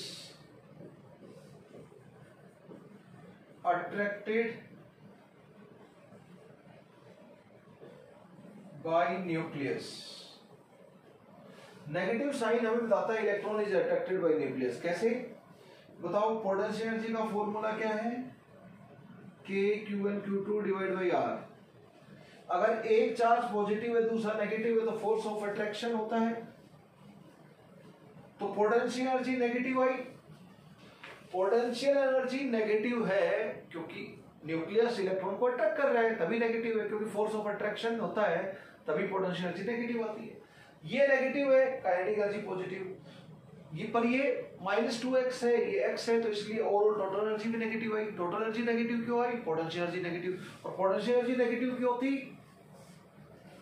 क्योंकि फोर्स ऑफ अट्रैक्शन होता है। पोटेंशियल एनर्जी नेगेटिव का मतलब तो टोटल एनर्जी नेगेटिव भी फोर्स ऑफ अट्रैक्शन को बता रही है, क्योंकि पोटेंशियल एनर्जी के नेगेटिव की वजह से ये नेगेटिव है। यस और नो? तो if someone asks what is the physical significance of negative sign in total energy, we say electron is attracted by nucleus or there is force of attraction between electron and nucleus.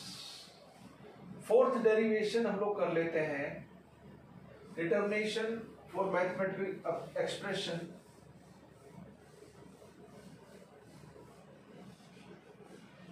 Of time period of revolution. एक orbit complete करने में कितना time लगा? Time period of revolution क्या है? What is time period of revolution? Time for completing one revolution. Time period for completion of one revolution. एक circular path किसी orbit में घूमेगा तो कितना टाइम लेगा? बहुत कम टाइम लेगा क्योंकि स्पीड बहुत ज्यादा है। पर कितना लेगा एक्चुअली वो हम कैलकुलेट कर सकते हैं। बताओ? Time period of revolution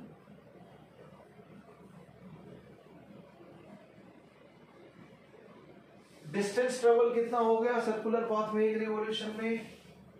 सर्क्यूमफ्रेंस of orbit के बराबर 2πr। और किस स्पीड से घूम रहा है? Distance travelled in one revolution 2πr, speed हो गया v, तो is equal to time period of revolution. Simple.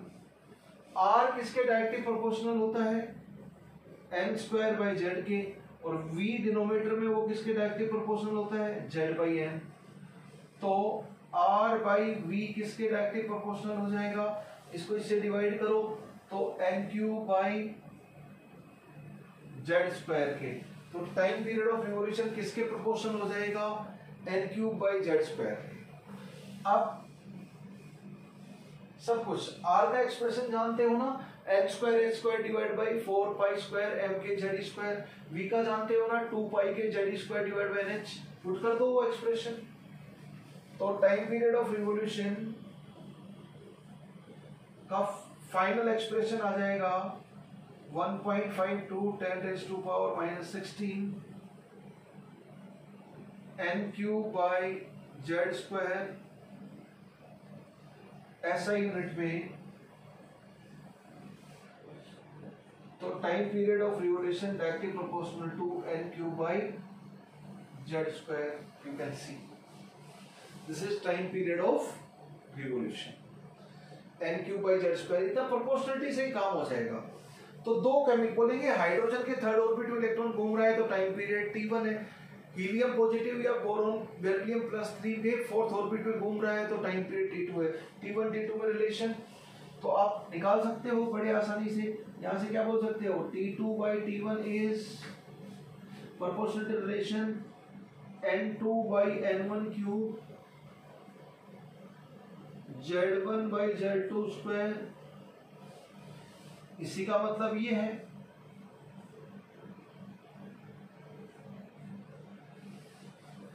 इसी का मतलब ये है। यस और नो? ये टाइम पीरियड ऑफ रिवॉल्यूशन का एक्सप्रेशन। तो n1 n2 z1 z2 दे देंगे, T1 दे देंगे, T2 पूछ लेंगे, प्रोपोर्शनल रिलेशन आप यूज कर लोगे बिंदास।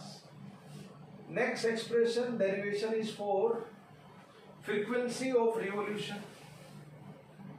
Frequency of revolution. Frequency of revolution मतलब number of revolutions made by, कितने पूरे सर्कुलर पाथ, कितने ऑर्बिट कंप्लीट किए, कितने साइकिल कंप्लीट किए पर सेकेंड पर यूनिट टाइम. तो फ्रीक्वेंसी ऑफ रिवॉल्यूशन का मतलब number of revolutions made by electron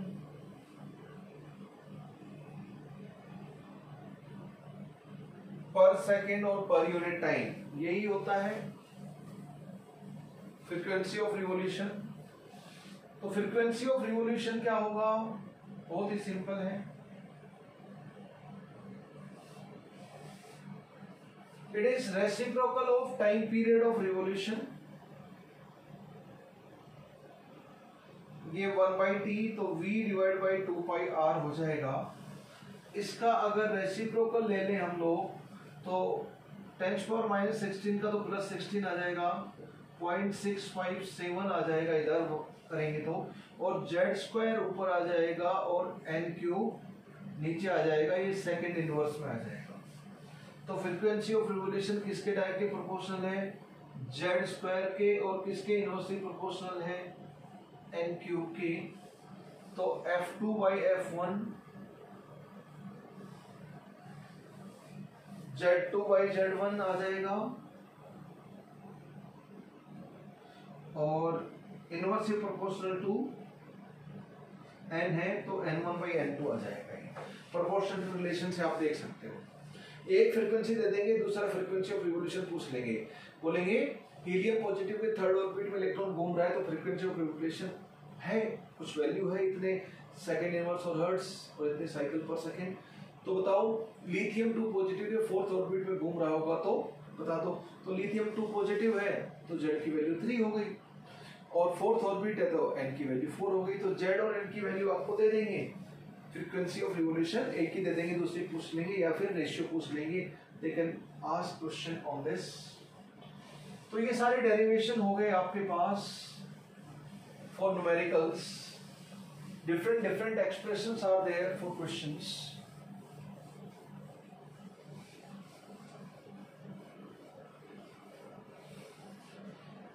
अब मैं समअप कर देता हूं. 4 न्यूमेरिकल्स.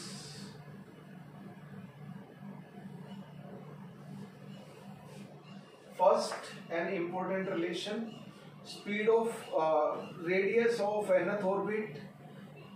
किसी 1 इलेक्ट्रॉन स्पीसीज के लिए रेडियस का क्या फॉर्मूला है? 0.529 n²/z बट इन एंगस्ट्रॉम. पहला फॉर्मूला काम का ये है जो बार बार यूज होगा.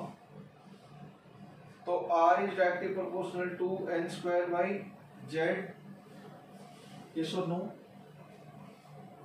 एक की रेडियस दूसरी की रेडियस दे दे तो आप डायरेक्टली प्रोपोर्शनलिटी रिलेशन लिख सकते हो. यहाँ पे कैसे लिखोगे? r2/r1 क्या हो जाएगा? n2/n1², z1/z2 ऐसे लिख सकते हो चाहो तो, है ना? Simple proportionality relation. Second relation, speed of electron. SI unit में हम लोग जानते हैं 2.18. ये SI में नहीं है, एंगस्ट्रॉम में. 1 एंगस्ट्रॉम 10⁻10 मीटर. इसको 10⁻10 से मल्टीप्लाई करोगे तो SI में आएगा रेडियस मीटर में. 2.18 10⁻6 z/n मीटर पर सेकेंड. तो स्पीड ऑफ इलेक्ट्रॉन किसके डायरेक्टली प्रोपोर्शनल है? z/n. ठीक है.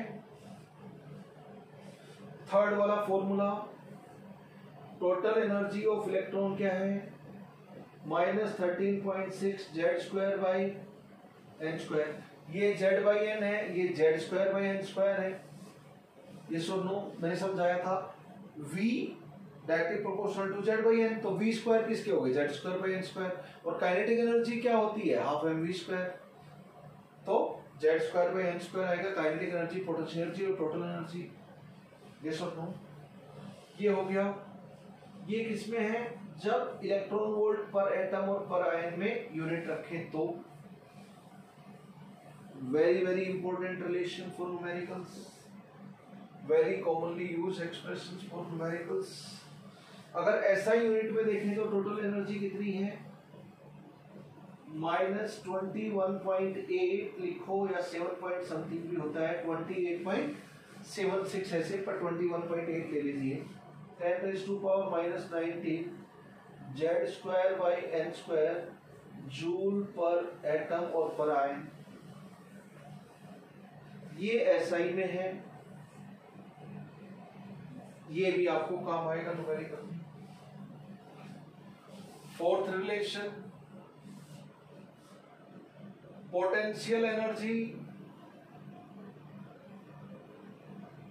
Kinetic energy, potential energy and total energy. Total energy को ये फिर E भी लिख देते हैं, ठीक है। यहाँ पे TE या फिर E कुछ भी लिख सकते हैं, टोटल एनर्जी को E या TE। ये आपका इन्फिनिटी पे तो सब जीरो है, पर बाकी किसी ऑर्बिट में घूम रहा होगा तो ये नेगेटिव है। ये x है तो ये क्या है, -2x। दोनों का समेशन कर दूं तो ये क्या आ जाएगा, -x। That we know. Hence, potential energy and total energy. Total energy क्या है, minus of kinetic energy, and potential energy is twice of kinetic energy का minus. You people know it, ठीक है। Fifth, time period of revolution 1.52 10⁻⁻16 n³/z² SI unit में।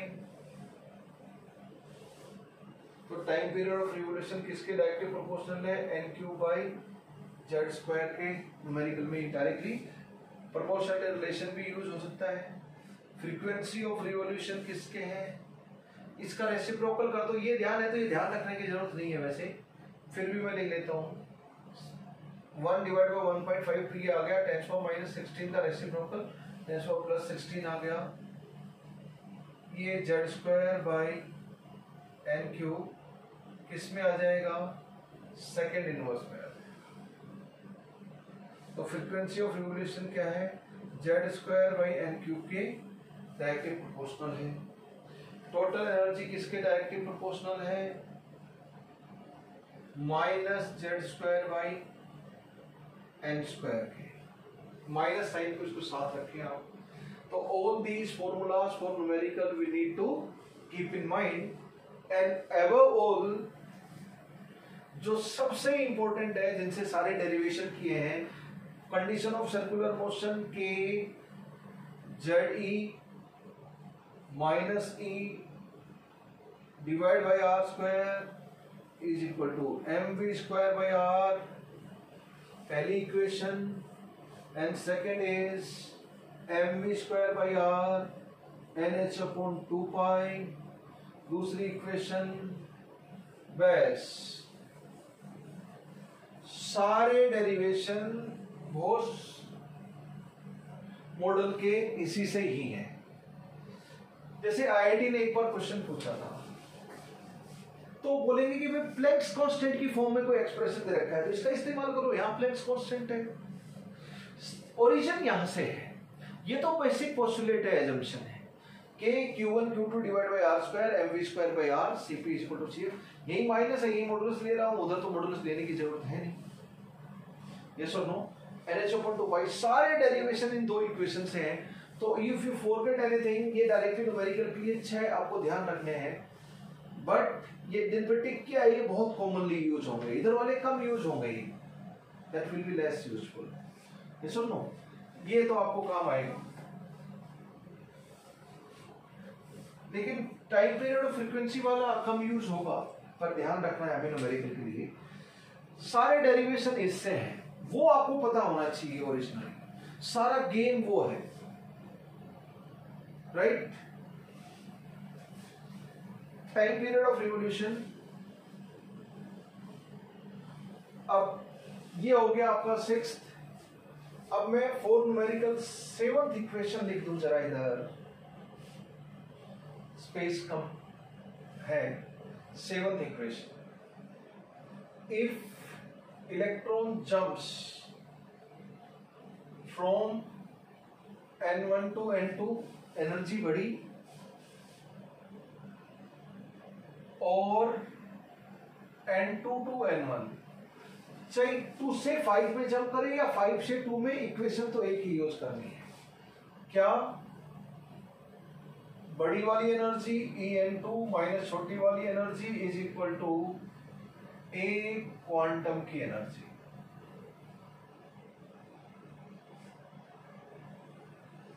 जब भी electron jump करे तो आप इसका इस्तेमाल करेंगे। एक और फॉर्मूला है, जब भी इलेक्ट्रॉन जंप करेगा एक ऑर्बिट से दूसरे ऑर्बिट, एक स्टेशनरी स्टेट से दूसरे स्टेशनरी स्टेट, चाहे n1 से n2 जंप करे या n2 से n1 जंप करे, इक्वेशन तो एक ही यूज होगी, यही एक्साइटेशन डी एक्साइटेशन। बड़े वाला n ये होगा, छोटे वाला n की एनर्जी होगी, बड़ी एनर्जी माइनस छोटी एनर्जी, क्योंकि क्वांटम एनर्जी पॉजिटिव है। जब बोलेंगे n1 टू n2 तो बोलेंगे ये रेडिएशन एब्जॉर्ब हुई, n2 to n1 D excitation हम बोलेंगे कि रेडिएशन का एमिशन हुआ, फोटोन का एमिशन हुआ, रेडिएशन निकली।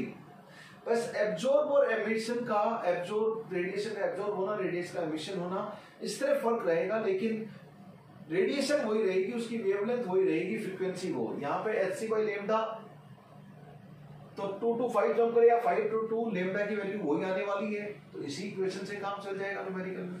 अब इसमें मैथमेटिकल गेम क्या रहेगा कैलकुलेशन के लिए, वो भी मैं बतला देता हूं कि कैलकुलेशन इजी कैसे बनाएं।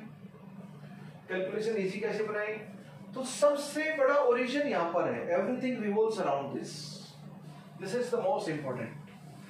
Late us discuss this electron jump. ये सारे के सारे formulas we have to remember, जो भी मैंने बॉक्स में पुट किए वो पक्का याद होने चाहिए। देखो, delta E is equal to En2 minus En1, इसकी बात कर रहे हैं हम लोग।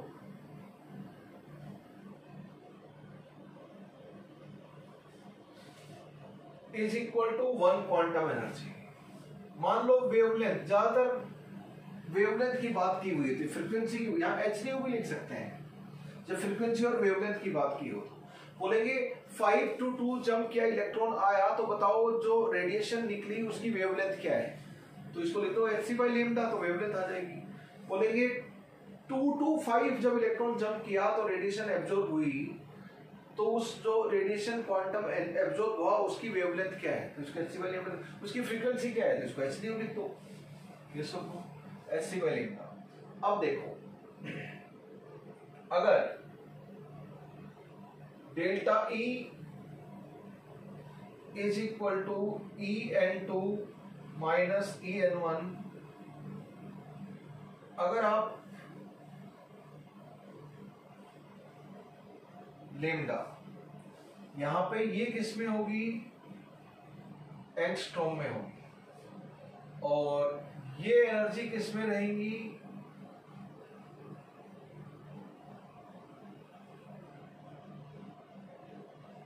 इलेक्ट्रॉन वोल्ट में रहेंगी। किसमें रहेंगी, इलेक्ट्रॉन वोल्ट पर एटम और आयन में रहेंगी। यानी कि ये वाला फॉर्मूला लगाना है इलेक्ट्रॉन वोल्ट पर एटम का, En2 En1 दोनों के लिए वो वाला फॉर्मूला लगाना है इधर, ये लेमडा एंगस्ट्रॉम में आ जाएगा। अगर ये 12400 की बजाय, sorry, this is correct, 10 was extra placed, that was wrongly placed, this is perfect। अगर हम सिर्फ 1240 करें तो ये लेमडा किस में होगी, नैनोमीटर में। आई होप यू नो, ऐसा ही हमने क्वांटम एनर्जी में देखा था, E is equal to hc by lambda, या W naught is equal to hc by lambda naught. इसकी कैलकुलेशन में भी यही ट्रिक अपनाई थी हमने यूनिट की, होप यू रिमेंबर। अगर ये एनर्जी जूल पर एटम में या आयन में लिखें तो ये वैल्यू क्या रहेगी, hc की जगह पर 19.9 × 10⁻26 बटे में लेमडा, और लेमडा किस में होना चाहिए, लेमडा रहेगा आपका मीटर में, ये जूल पर उसमें रहेगा, जूल पर में रहेगा, और इस बार फॉर्मूला कौन सा यूज होगा फिर आपका फॉर्मूला जूल वाला ये यूज होगा इस बार, En1 En2 के लिए, दोनों के लिए जूल वाला फॉर्मूला रहेगा। इसको एनर्जी लिख दो E, टोटल एनर्जी E है, तो En2 En1 उस फॉर्मूला से जूल वाले से लिखोगे इसको तो 19.9 10⁻30 और ये मीटर हो जाएगा, ये volt. This the style of doing the calculation is same, जो मैंने अभी बताया है इससे आपकी कैलकुलेशन आसान हो जाएगी, अदरवाइज प्रॉब्लम होगी फिर आपको न्यूमेरिकल करते टाइम। तो guys and girls, this is discussion about bourse theory. हमने बहुत सारे डेरिवेशन किए, एक लेक्चर और में हम देखेंगे कुछ basic definitions regarding one electron species. Ground state किसे बोलते हैं, एक्साइटेड स्टेट किसे बोलते हैं, वन इलेक्ट्रॉन स्पीशीज के लिए आयनाइजेशन एनर्जी किसे बोलते हैं, बाइंडिंग एनर्जी, सेपरेशन एनर्जी किसे बोलते हैं, एक्साइटेशन पोटेंशियल किसे बोलते हैं, आयनाइजेशन पोटेंशियल किसे बोलते हैं। All that we are going to study some basic definitions about one electron species in Bohr's model and then after we will do numericals on it. इसके अलावा बोस थ्योरी ने, Bohr's model ने one electron species जैसे hydrogen का spectrum भी explain किया। तो spectrum में इनके अलावा एक फॉर्मूला, स्पेक्ट्रम कब एक्सप्लेन हुआ, रेडिएशन स्पेक्ट्रम क्या है, ग्रुप ऑफ रेडिएशन है। तो हाइड्रोजन का स्पेक्ट्रम है कुछ, अभी तक तो इतना ही आइडिया हमें, कुछ रेडिएशंस का ग्रुप स्पेक्ट्रम। सोलर स्पेक्ट्रम मतलब सन से आने वाली रेडिएशंस, सारी वेवलेंथ सारी फ्रीक्वेंसी का सेट रखे तो सोलर रेडिएशन की बात करते हैं। ओके, तो जब इलेक्ट्रॉन जंप करेगा तो रेडिएशन का ऊपर से नीचे आएगा इलेक्ट्रॉन, तो रेडिएशन का एमिशन होगा, तो उस स्पेक्ट्रम को एमिशन स्पेक्ट्रम बोलते हैं। जब नीचे से ऊपर इलेक्ट्रॉन जाएगा, एक्साइट होगा, तो रेडिएशन का एब्जॉर्प्शन होता है, तो स्पेक्ट्रम को हम एब्जॉर्प्शन स्पेक्ट्रम बोलेंगे। तो जब हम स्पेक्ट्रम वाला पार्ट करेंगे, because Bohr's theory, Bohr's model able to explain spectrum of hydrogen and hydrogen like species, mainly hydrogen का एमिशन स्पेक्ट्रम हम लोग देखते हैं। 6 साइंटिस्ट के नाम पर 6 सीरीज की टर्म में पूरे हाइड्रोजन स्पेक्ट्रम को हम पढ़ते हैं, दैट इज क्वाइट इजी। तो वो स्पेक्ट्रम हम लोग देखेंगे तो उसमें भी इलेक्ट्रॉन जंप का ही राज है, एमिशन एब्जॉर्प्शन स्पेक्ट्रम। एब्जॉर्प्शन मतलब excitation, D absorption, emission of radiation, emission of spectrum मतलब डी एक्साइटेशन। तो उसमें भी इलेक्ट्रॉन जंप ही करता है, एक्साइट होता है या डी एक्साइट होता है इलेक्ट्रॉन। तो वहां पर अगर हम बात करें तो इलेक्ट्रॉन जंप करता है, तो ये वाली इक्वेशन भी वहां पर यूज कर सकते हो स्पेक्ट्रम में। और एक रेडबर्ग फॉर्मूला और है, वो हम यूज कर सकते हैं। तो इनके अलावा रेडबर्ग फॉर्मूला एक और है जो कि एक्सपेरिमेंटल बेस्ड रेडबर्ग कांस्टेंट होता है। रेडबर्ग फॉर्मूला वो एक्सपेरिमेंटल वैल्यू यूज की गई, लेकिन बाद में वही एक्सपेरिमेंटल वैल्यू वेरीफाई की गई बोर्स मॉडल से। बोर्स मॉडल से जो उन्होंने रेडबर्ग कांस्टेंट की value, Rydberg formula is order 1, उन्होंने रेडबर्ग कांस्टेंट की वैल्यू रेडबर्ग फॉर्मूला में जो यूज की रेडबर्ग ने, वो एक्सपेरिमेंटल वैल्यू थी उस टाइम पे। लेकिन बाद में Bose theory came into picture, तो इस थ्योरी ने थ्योरेटिकली रेडबर्ग कांस्टेंट की वैल्यू वो वेरीफाई कर दी जो एक्सपेरिमेंटल थी, वही इससे आई है। बोस थ्योरी से, बोस के एक्सप्रेशन से वो आ जाती है जो एक्सपेरिमेंटल वैल्यू थी। Hence Rydberg constant is verified bye Bose theory. Theoretical proof भी हो गया रेडबर्ग कांस्टेंट का, पहले तो एक्सपेरिमेंटल वैल्यू थी। तो एक रेडबर्ग फॉर्मूला और यूज होगा, बस जब भी इलेक्ट्रॉन जंप करेगा तो ये यूज होगा। दूसरा रेडबर्ग फॉर्मूला जिसमें रेडबर्ग कांस्टेंट आता है, मेनली यही इक्वेशन है, इन्हीं पे सारे न्यूमेरिकल बनेंगे, यही फॉर्मूलाज हैं, इन पे सारे न्यूमेरिकल बनेंगे। देखो जेड और एन की वैल्यू पुट करो, निकालो रेडियस, जेड और एन की वैल्यू पुट करो, निकालो स्पीड ऑफ इलेक्ट्रॉन, जेड और एन की वैल्यू पुट करो, निकालो total energy, kinetic energy, potential energy, सब निकाल लो। जेड और एन की वैल्यू पुट करो तो टाइम पीरियड n³/z² के प्रोपोर्शनल है, तो टाइम पीरियड ऑफ रिवोल्यूशन आ जाएगा। जेड और एन की वैल्यू पुट, बस जेड और एन की वैल्यू आपको आनी चाहिए।